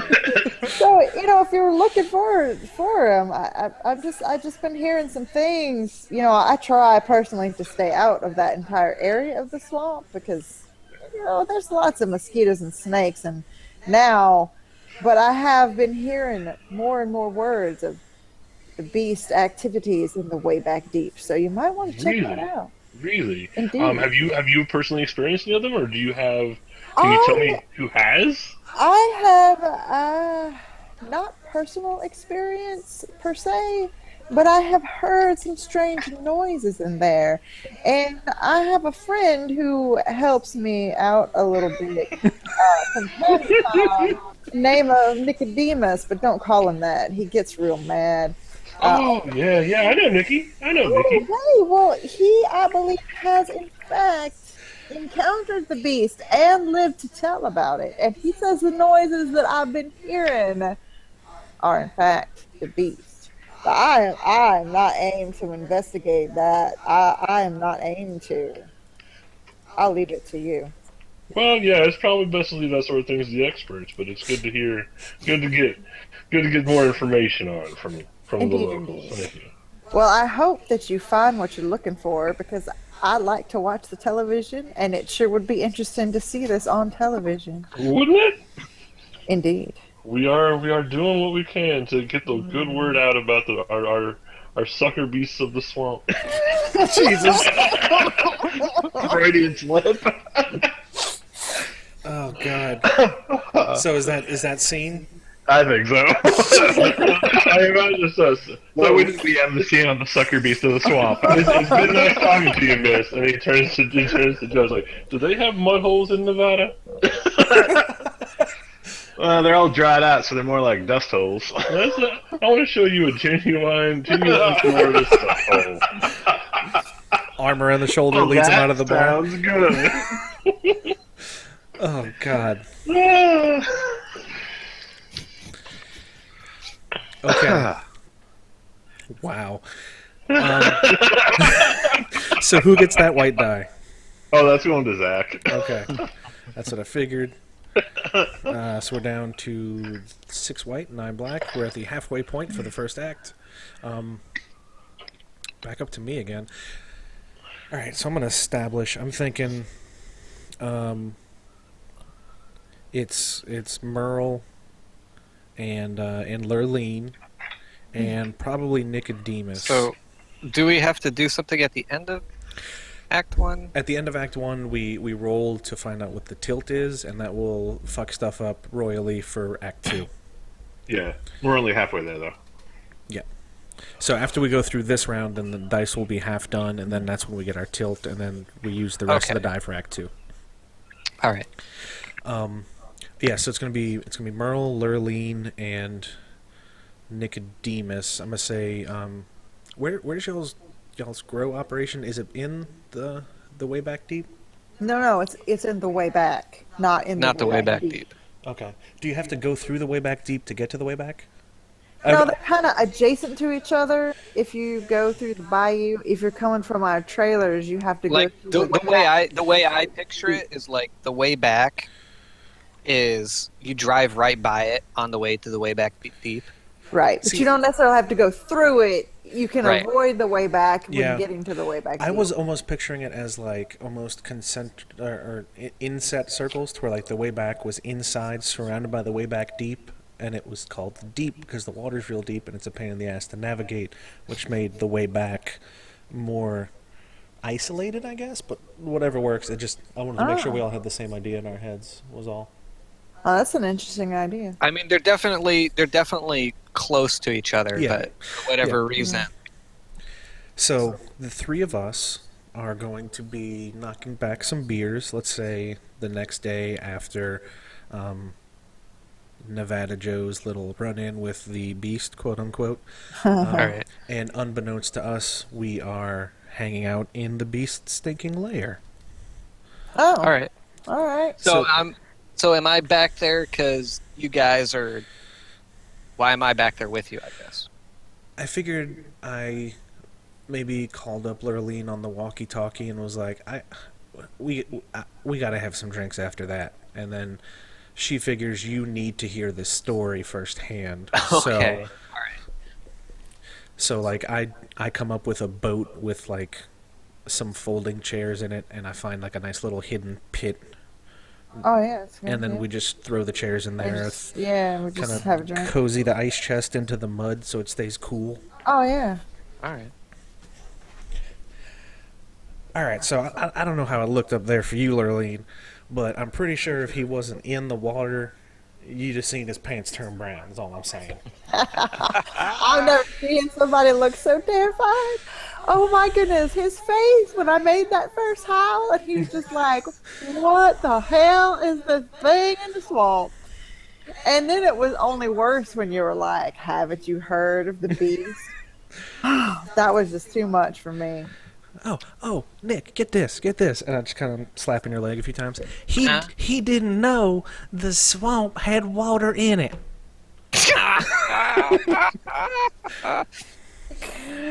I tell you what, this guy was something else.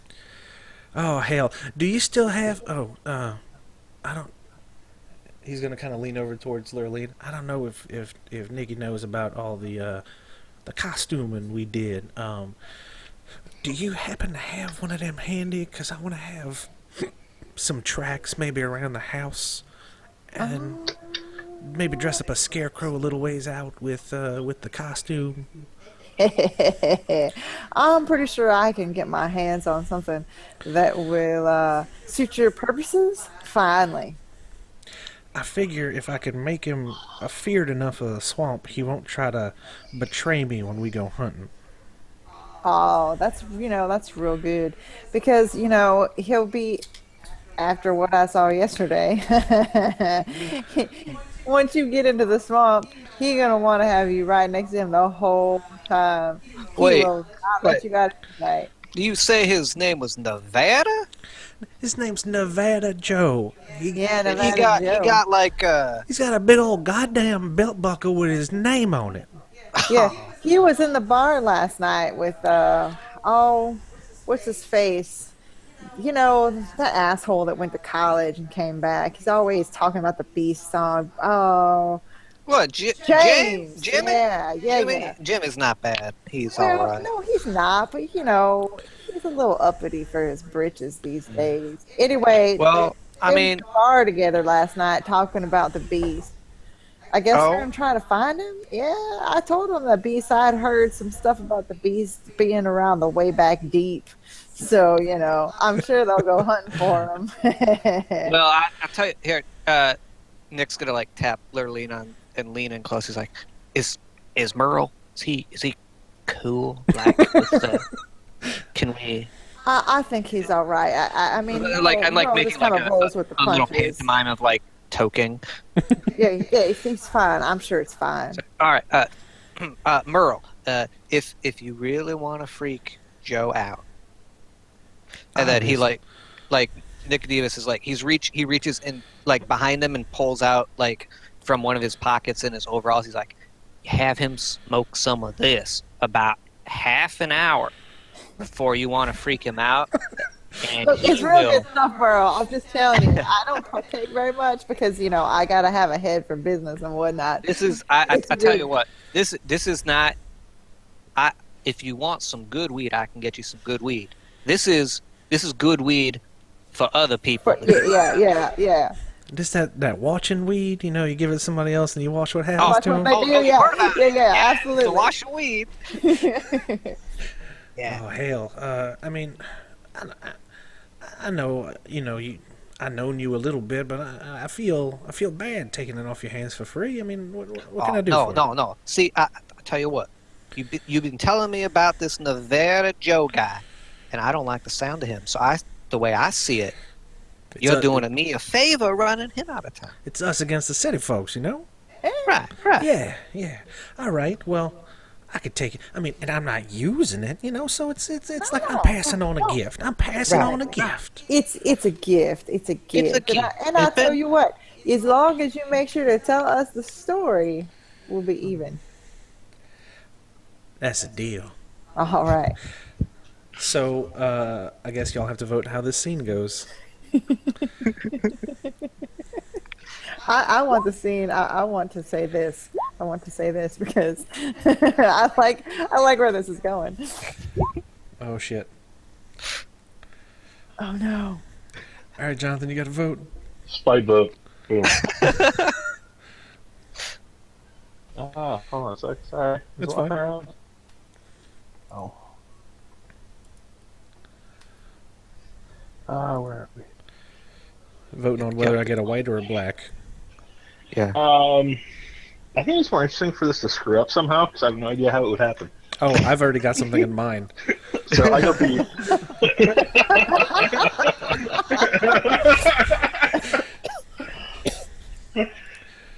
Are you giving me a black die?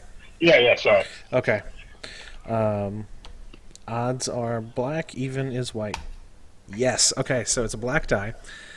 Nice. So, Merle, he, on occasion, when he's got to eat his mom's more unsavory recipes, he likes to make, he'll smoke up a little bit, kind of give himself the munchies, so he can finish dinner and not make Mama feel bad. I heard that, Merle. So, the thing is, he's got a place where he normally keeps his weed. He puts this baggie in there and immediately forgets which one is which. Alive. As he trudges on back the way he came and starts to load his chairs and ice chest into his flat-bottom boat. So I have a black die to give to... I'm going to give one to Renee. You don't have a die yet. I didn't mean I wanted a black one. Man. So the color of them doesn't really matter until the end, and you want to not have I think you want to have more of one than the other. So really, in the second half, you may want to keep all the black ones you can.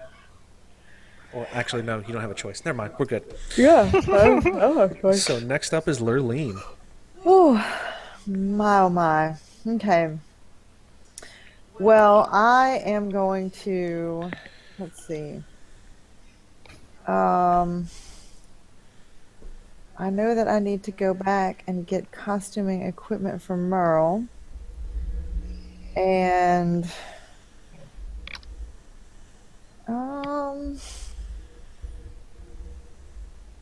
let's say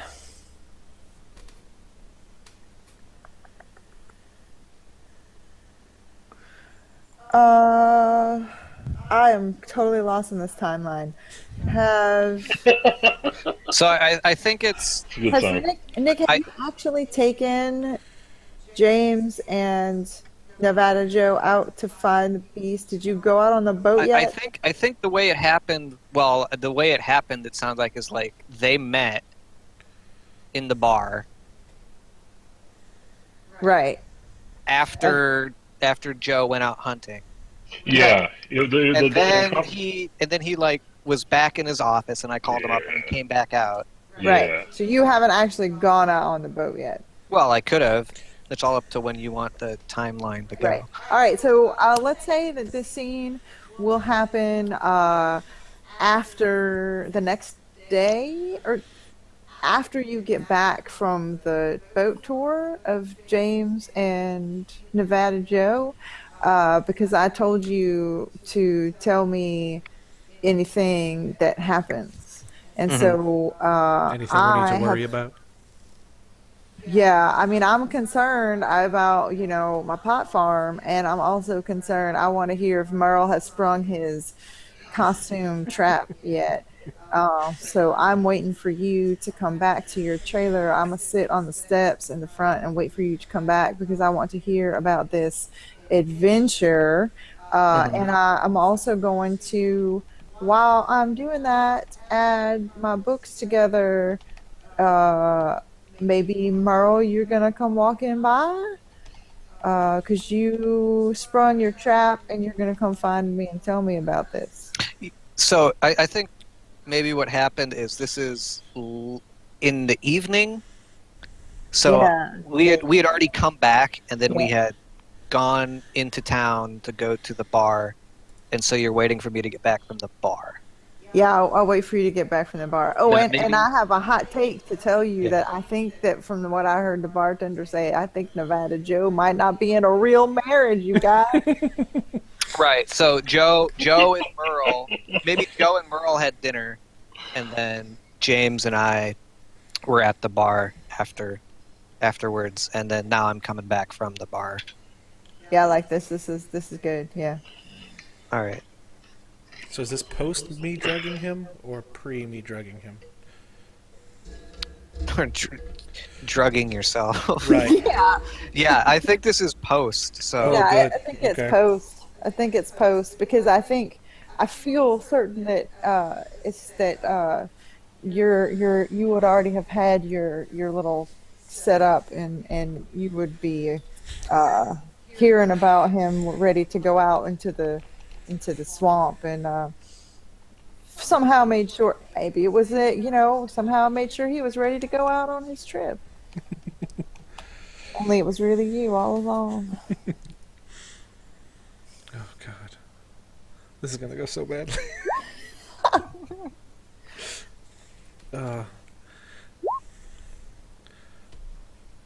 Sorry, I'm reading chat. Don't I know, read chat. I know. All right, so Don't yeah, read chat. I'm sitting on your So- front porch, so I'm waiting to hear. I'm gonna pull up in my truck. Huh.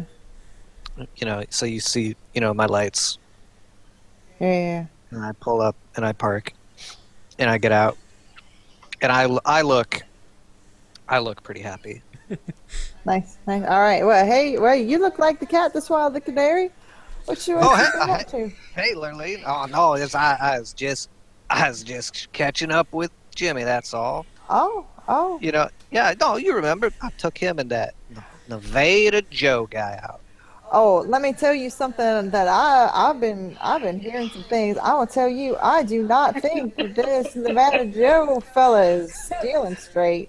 I think his marriage to what's Merle's sister's name? Laura.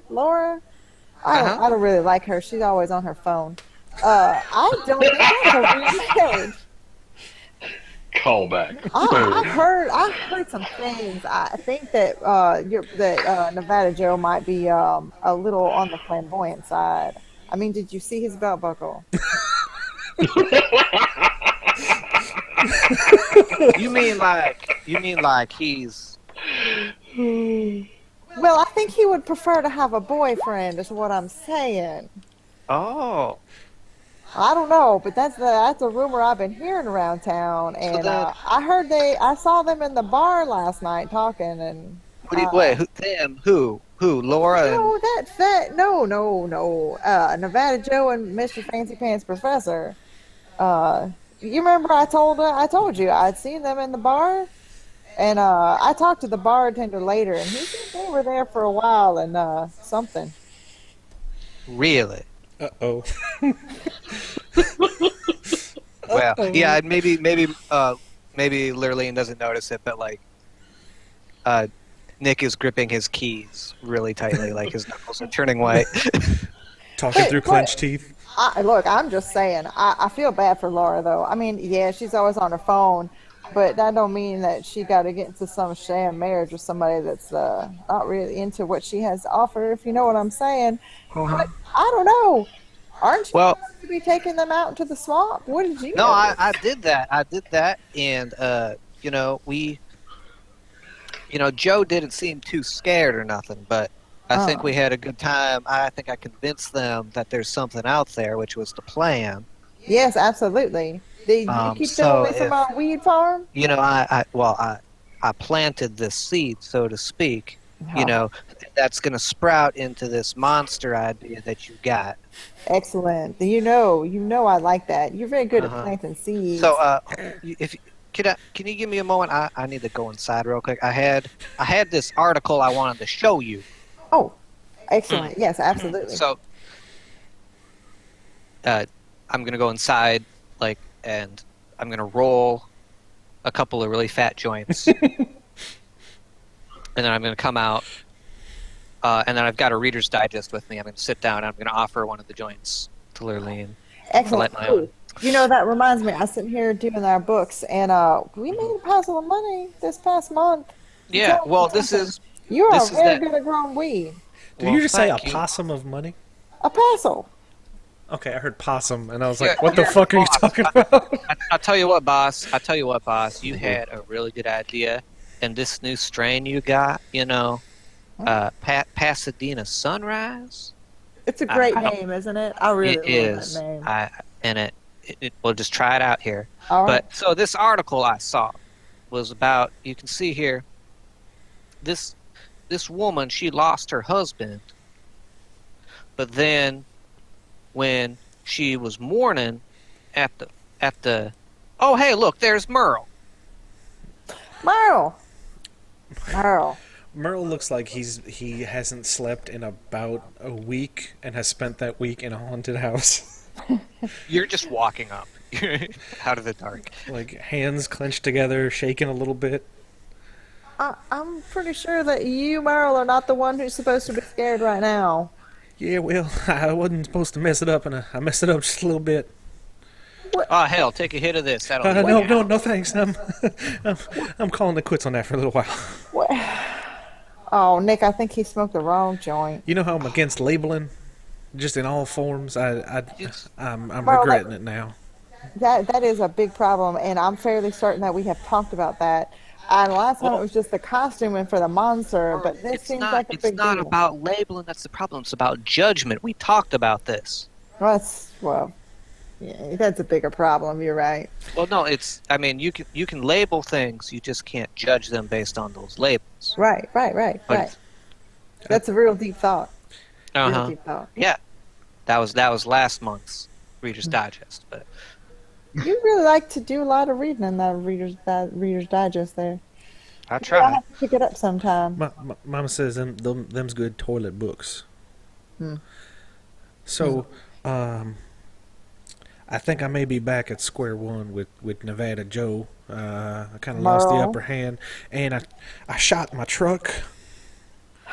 I thought it was some sort of hell beast. I left the headlights on, and I thought it was looking at me. Maybe it was a good idea we didn't do that fireball trick after all. Mm. I gotta go home, guys. You need to go get some sleep, and you Yeah. should drink a lot of water. I hear that's real good for you. Did Joe go home or? Uh, he left and he drove me to the house and he walked off. I don't know if he went inside or not. I was busy trying to yell at the stairs to stay still. You walked here? Well, I shot my truck. Shit. Merle, I don't know what we're gonna do with you, but you said that he went walking off. Where'd he go walking off to? I rightly don't know. I wonder if he went back out into the swamp. Did he seem real interested in the beast? He seemed I like mean- he was real smudge when he left me. He had that real smudge look on his face. Smudge? Yeah, like the asshole smile. He looked real smudge. Oh, right. See, I don't read many books. I don't know any of those words like you got. You Reader's Yeah. Digest words. I could swear that belt buckle of his grew 2 sizes. What? Hold on. Nick's gonna go inside and he's gonna dial James's number, like his cell phone number. Yeah. Come So on, should we vote to see how this goes and then see maybe how that affects the call or where Yeah, I'm real Joe ended concerned up? that our plan didn't really work out real well, given the Yeah. fact that Merle shot his truck and nobody knows where Nevada Joe is, and somebody's going to find my pot farm, you guys. I'm voting black. Oh, mercy. All right, so that's you got three black. So first off, who do you want to give it to? Actually, you end the scene, then give it to somebody. All right. So how's this going to go poorly? Yeah, there's different ways it could go. Yeah, I guess let's do the phone call and see if that Yeah, is a good poor ending for the you scene. know, Yeah, because I was calling to see if James was with Nevada Joe or if he had heard from Nevada Joe or something. Right. Yeah, so take it away, guys.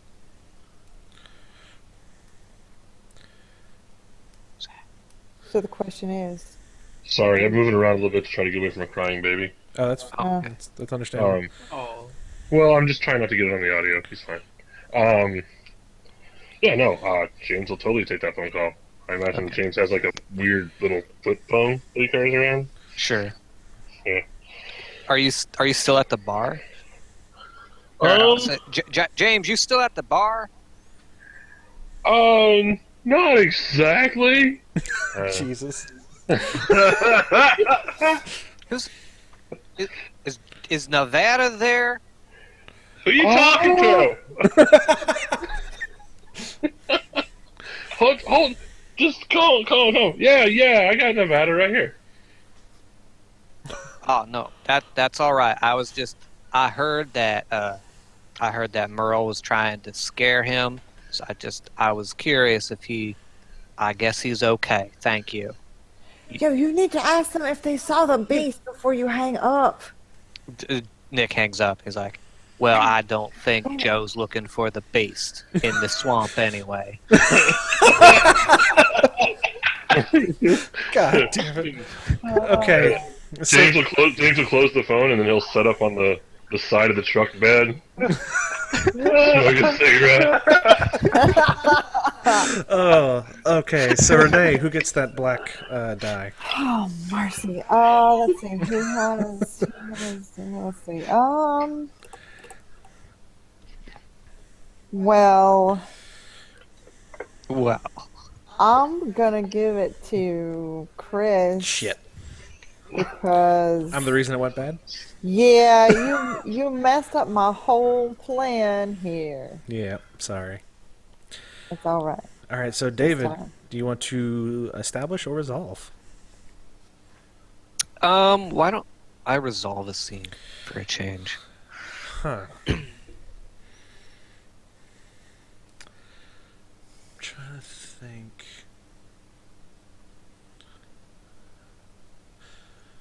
It would be interesting to see how things play out if Nick were to bump into Nevada Joe the next morning at like a diner. Mama Lou's Diner. Mama Lou's Diner's on 2nd Street. There's only 3 streets in town. Yeah, there's the diner that's open in the morning, Right. and then there's the restaurant that's open in the afternoon. And then there's the bar that's open at Oh, night. there's a bar that's open at night. Exactly. The thing you got to remember about the 3 streets in town, you got Main Street, you got 2nd Street, You got Third and then Street, you got Continental Street. Continental Drive. Yeah, there you go. Right. That's where the fancy people live. All right. Anybody have any objections to that or anything they want to add? No, I'm really interested to see where this will go. Yeah, that's good. Yeah. See what happens when the little overlap on that Venn diagram isn't there. All right, so set it up for me again. I'm Okay. finding Joe at the restaurant. You're gonna run into him at the diner. Yeah, you're At the both going to go diner. pick up Right. food. I'm sure he's happy. Okay. I'm sure you're much less than happy. And then it's so you're setting it up. I resolve it. That Right. means So at some point you decide, okay, this is going to go well or poorly, and then say that out loud, and then Okay. play it out. So we know how to play off of it. Does anybody want to play like the waitress or waiter or whatever, just in case you need one?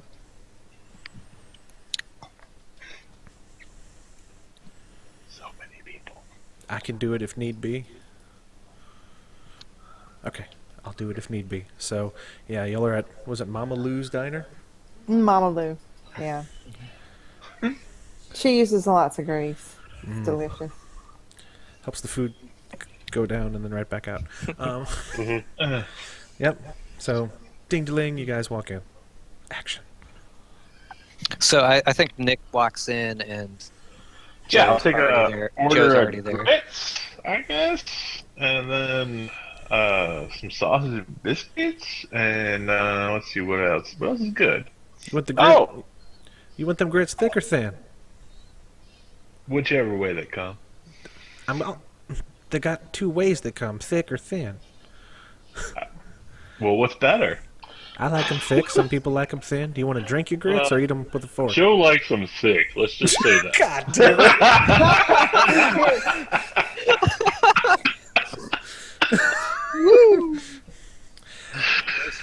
All right, so fig grits and you said sausage and biscuits. Yeah. All right, Oh, hey, that's Nikki over there, isn't it? sure is. I'll get an extra menu. You two can catch up if you. I mean, if y'all are acquainted.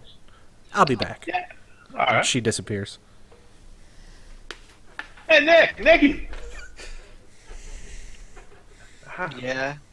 Hey, Nevada. Nevada, but anyway, I just want to thank you for taking me on that trip to the swamp. That was something else. Well, I mean, I'm sorry about not being able to show you the fire and all, but That's all right. It wasn't your fault. So, what are you up to? well, I was just looking to get some breakfast. Yeah. I heard this place is good. Or open. One of the two. Nick's just like furrowing his brow at him.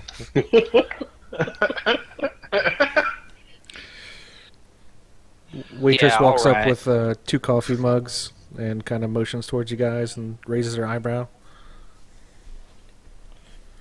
What do you Yeah, want? can I get the usual with a side of gator cakes? Sure thing, sugar. And black coffee slides across the counter, and she disappears back behind the into the kitchen to write up your ticket. So, Joe, Yeah. when was it you and James started looking for this monster?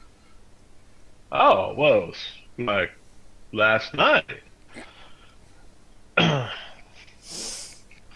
How'd you get involved in that? You don't look but you don't look like the university type. Oh no, I don't know from there. I just met him at the bar. It was funny though, cause like I'd seen the monster out in the swamp before with Merle, my in-law, brother-in-law, and I just ran into him. It's really good luck there. I mean, he like knows so much about it, and he's just so good at explaining it. You know. And does his story check out? I mean, does everything line up with what I told you? Because I haven't talked to him before about it. Uh, the monster? Yeah. What? Why wouldn't your stories match up? Well, I mean, I don't know. I mean, some people around here, they just make stuff up for attention. But Oh, no. But I thought you guys went way back. He had that picture of you. what James and I do, yeah. I'm Merle. I mean, Oh, Merle. yeah. Now I know Merle. I mean, but I don't know him. He's just, he's in town. Everybody knows everybody here. It's a small place. But yeah, James and I go way back. We was looking for the monster. And it's like before you got your hair standing up like that, I guess, anyway. Well, no, I had that like that for a while now. But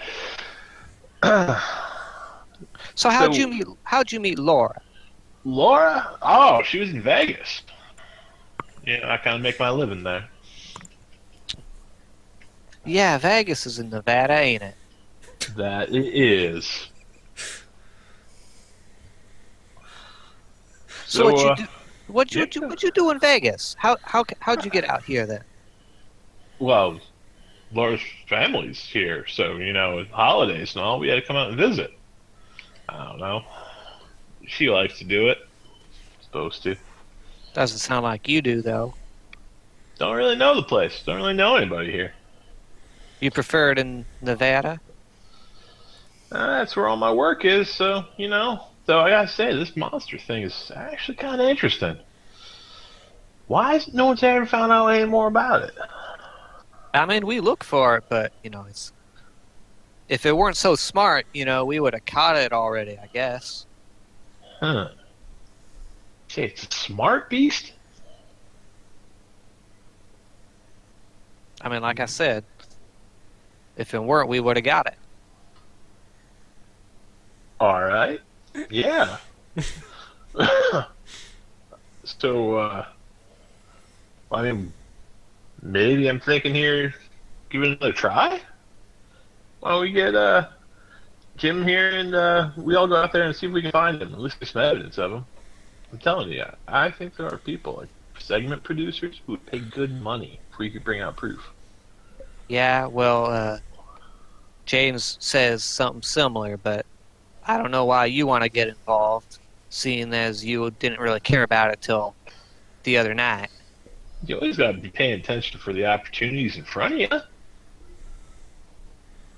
Well, maybe you ought to regard that certain opportunities ain't always available. Ooh. Well, if you keep your eyes open, you'll be surprised by what you can find.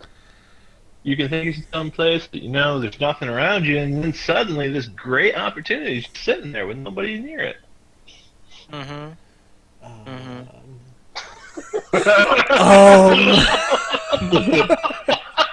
At what point is someone getting stabbed with a fork? I was about to say, are we about to put another? I think I'm just gonna call it here, and I'm gonna say that I'm gonna resolve it with a white die, and I'm gonna say that Nick breaks his coffee mug in Joe's face and throws him out of the diner.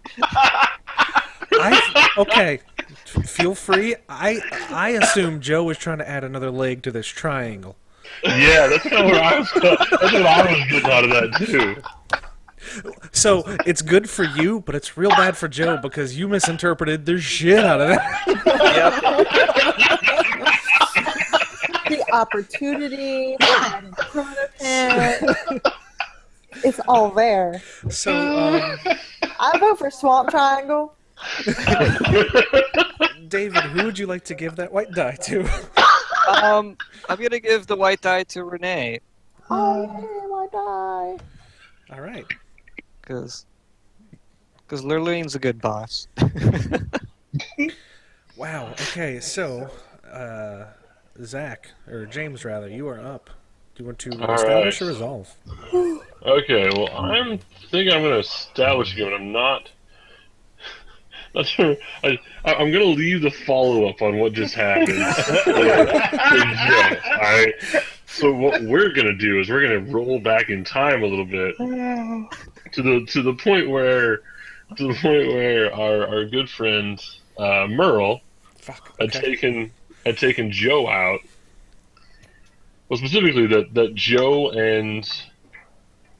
So, let's go back to the trip with Joe, Nick, and James. Mm-hmm.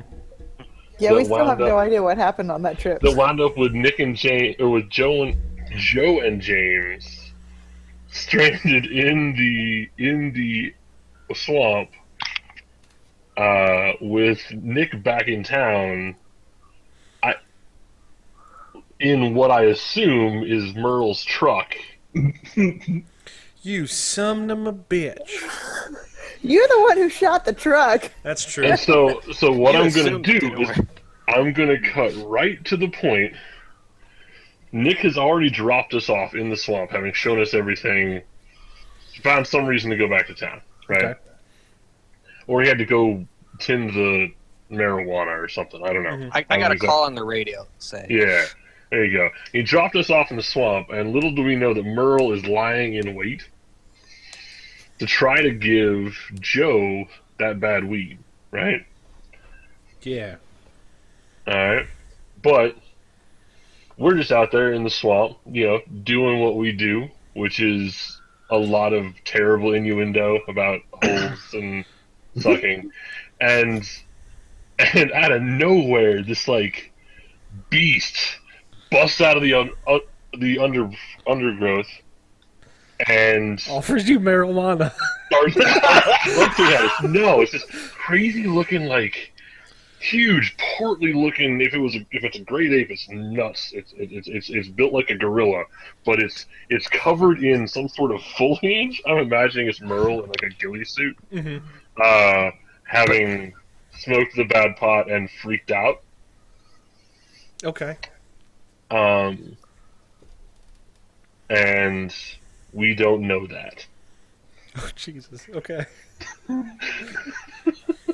So it's me and Joe in the swamp. Neither one of us is very well suited for this, and we spot this beast in Merle. Joe, look at that! Would you look at that? And James starts zipping his pants back up. Oh my God! Have you seen this? Are you seeing this? That thing has to be what? 5'6" at least. And then there's a splashing sound and like the wet slap of a face hitting the water, and there's like some gurgling, and then like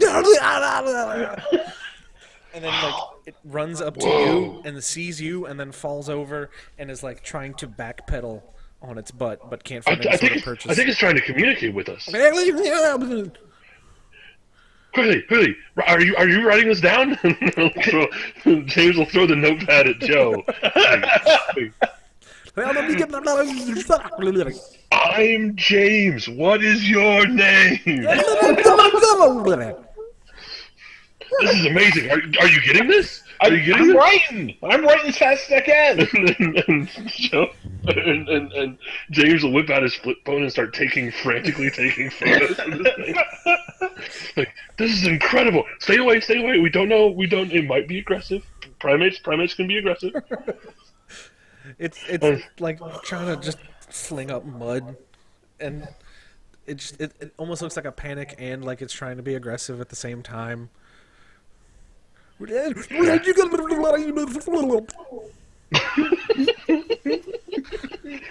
Perhaps I think it's trying to scare us off its territory. It seems to be territorial. Let's back away slowly. Don't turn your back on it. That's when they attack. Back away slowly. And we'll move back until it stops acting this way, and that must be the edge of its territory. Right now, your radio crackles. Okay. Because I gave you a radio before I left. And I'm like, hey, you guys okay out there? You'll never believe it. Nikki, I found it. It's out here in the swamps. What? Shit, I'm coming back. Definitely do that. Bring a gun. When you say gun, it trudges like it leaps off through that bush, and then you hear a clang as it. The camera sees it, but you guys don't. On the other side of the bush, he flops badly into the boat, and he gets his rifle, and like he comes back and he's like, and he takes aim, and I guess maybe should we do? Yeah, that sounds like a great time to do that.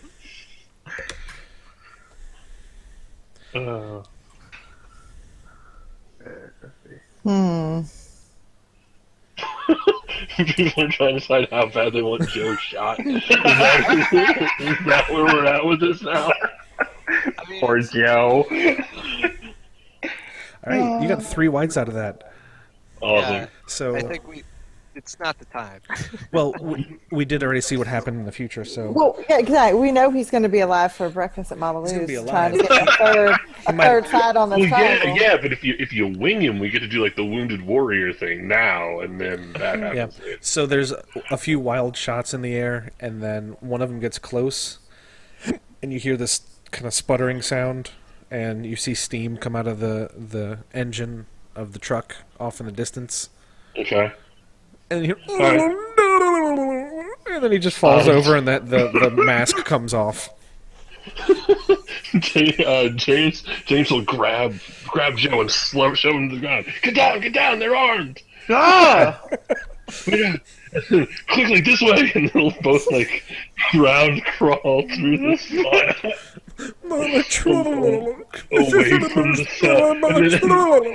And I imagine the sound of the engine being hit with the gun probably makes some sort of sound that James is going to interpret as some sort of call. He's calling his fellows. Oh no, we're about to be beset by these beasts. And so, while this is all happening, like, you guys are crouched down, Merle, like, runs away into the woods. Nick drives by slowly with his car, or with his truck, and, like, he doesn't see anybody out there. Mm-hmm. And he's like, what? And he just turns around and goes back to his trailer. And then once this whole after a significant amount of time has passed, they start making their way back towards because James will want to track this thing, figure out what's going on, right? So curiosity overpowers them. They track it back to Merle's truck and camp, and cut to end of previous scene. Yeah. Merle is asleep sobbing in his sleep with his mask off in the mud, just like.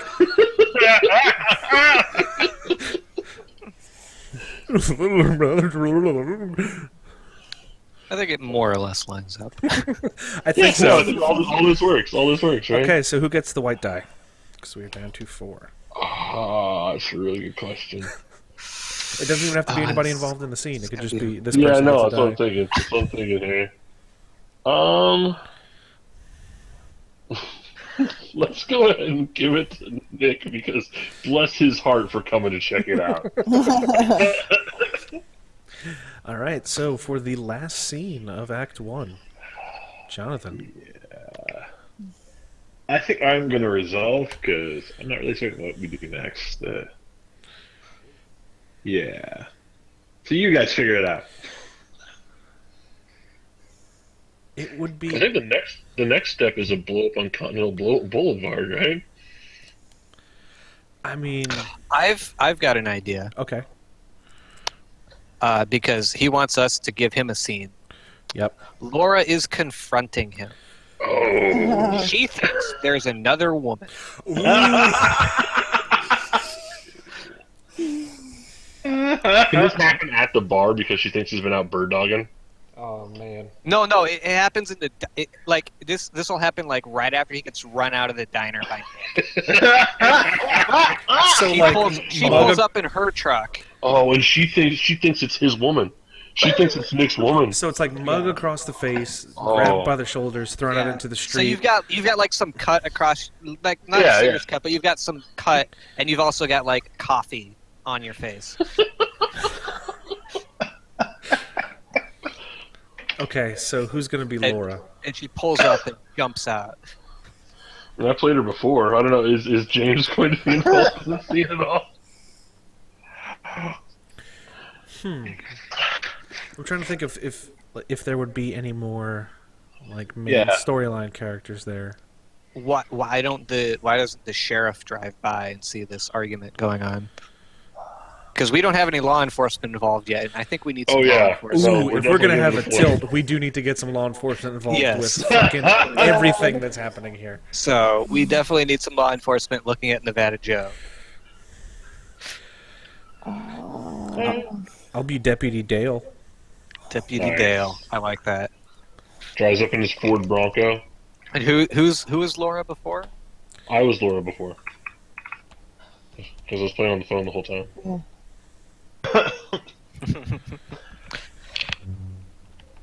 Yeah. So Laura skids up in whatever she's driving. I have no idea. Like some sort of. It's gonna be a rental. I mean, we're in town. Yeah, that's true. It's like a rented Rav4 or something like that. Right? Yeah. How far are you Skids falling? up.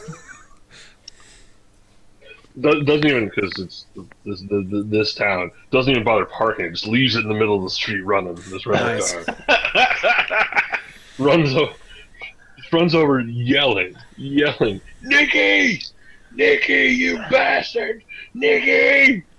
Hold her phone in one hand, obviously, and gesturing wildly with it. Nikki. Well, he's just rolling on the ground. Just got smashed in the head with a coffee cup. Just totally dazed. Right. God damn you, Nikki! She runs up and just starts kicking it. What the hell, woman? You've been running around on me, Nikki. What? I know you have.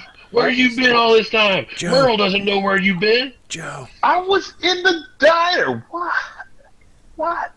That's Joe, not Nikki. Oh, I'm sorry. No, it's I'm fine. sorry. That's my my fault. That's my fault. Joe! Yeah. I was just in the diner. Some crazy man attacked me. Well, you been running around with his woman, Joe? We kicked him again. I think he's got a woman. I don't know. Oh. Then she starts taking selfies over your prone body. Stop that! This is what I do. This is what I don't put up with this crap. You have a little sympathy here?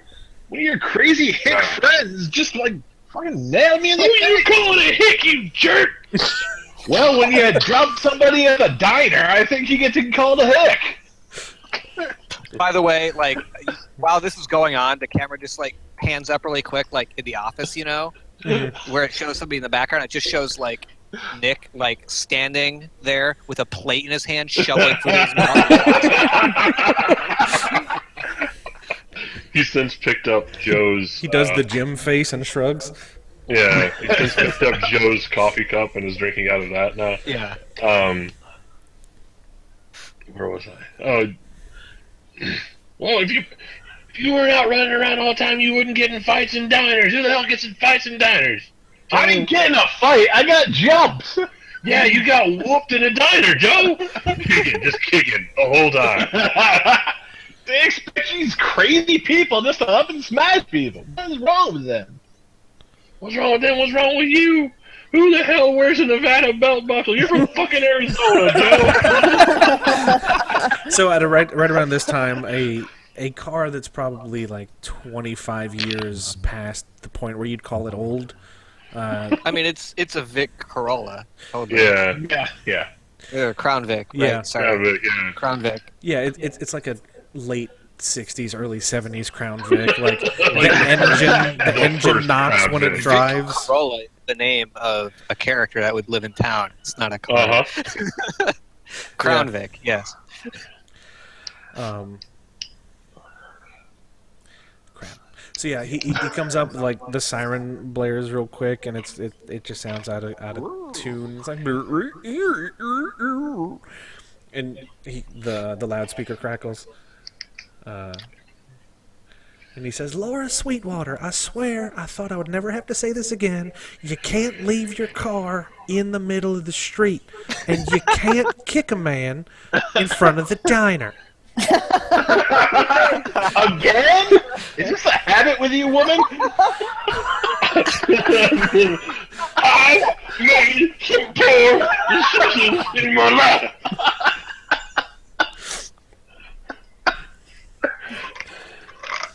So Dale turns the car off, and he's working on getting out of it. He's got to unbuckle the seatbelt from around his rather prodigious gut. Nick's gonna come out of the diner and like just walk by Laura and Joe and be like, "Hey Dale, you want me to move the car for you?" If you could, I'd really appreciate it. So I guess now is the point where you need to decide how this is gonna go for Nevada Joe. I'm going to say, all right, so for the resolve that I'm going to pitch here is that he gets dragged in, but he just has everything because he's just fucking dazed. So we got to kind of set things spinning going into the tilt where, you know, maybe he tips him off about the drug thing, not like intentionally, but like I was out here, like, you know, north of the swamp and got jumped and just basically he's going to go and just be fucking completely dazed, but possibly screwing over a bunch of people with this. Okay, so basically you're getting thrown in the back of the police car and brought into the station. Yep. Okay, that's a really good way for the scene to end, I think. Yeah. All right, so we're down to 6 black. Who do you want to give that black die to? Laura's gonna be taking pictures of you getting cuffed and put the whole time. This is for the divorce proceedings, you jerk. I like that the idea that Laura is like the one person in town who has a smartphone. That's actually kind of fantastic. She just literally got lucky and got out. I think probably Renee is probably the most likely, like thematically, I guess. Okay. So add that extra black die. Okay, so what we're going to do is we're going to go to the tilt. So I need everybody, you're going to roll your white die and your black die separately. Okay. So let me see. Roll 1d6.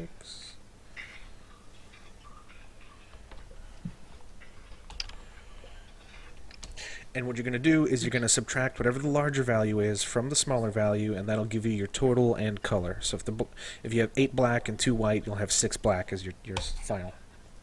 I have 0, so great. Nice. I have 2 because I don't have any black dice. Okay, so 2 white for you. 1 black. Okay, so who has the highest black value? Probably Renee, since... I have 2. Okay, Yeah. Wait, 3. Sorry. okay. Okay, So does sorry. anybody have more than 3 black? 2d5. That's pretty impressive. I mistyped 2d6. Wow.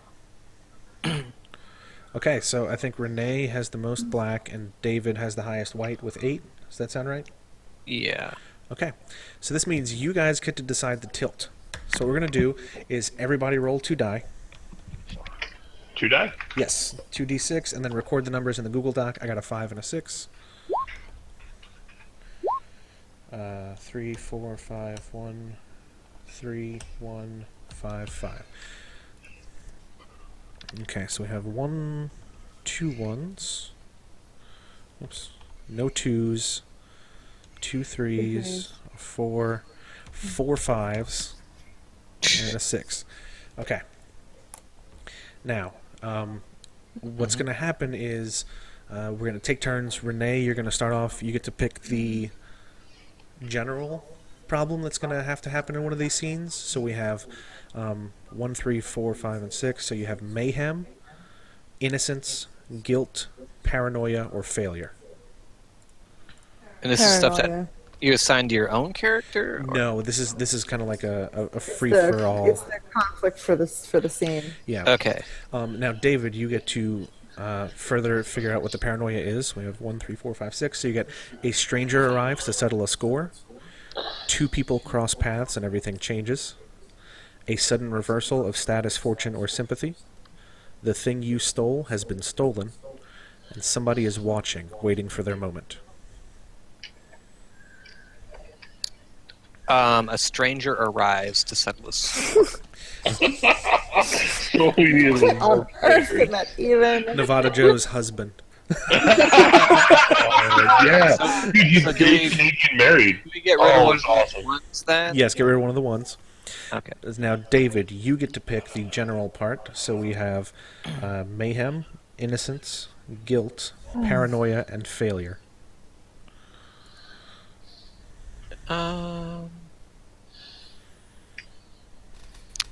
Let's go with failure.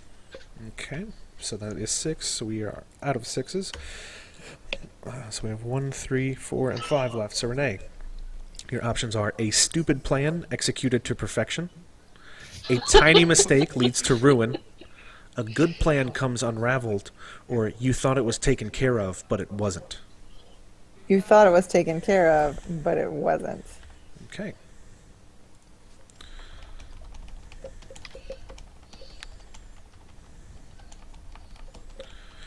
So now, for the second half of it, it's basically the same setup, except instead of handing the die out at the end of your scene, you keep it. And instead of just having your objects and locations, you can also work these into your scenes. Multiple people can do it, just one person can do it. It's really up to how you want to do it. We keep the dice that we had originally. Yes, you keep those till the end of the game.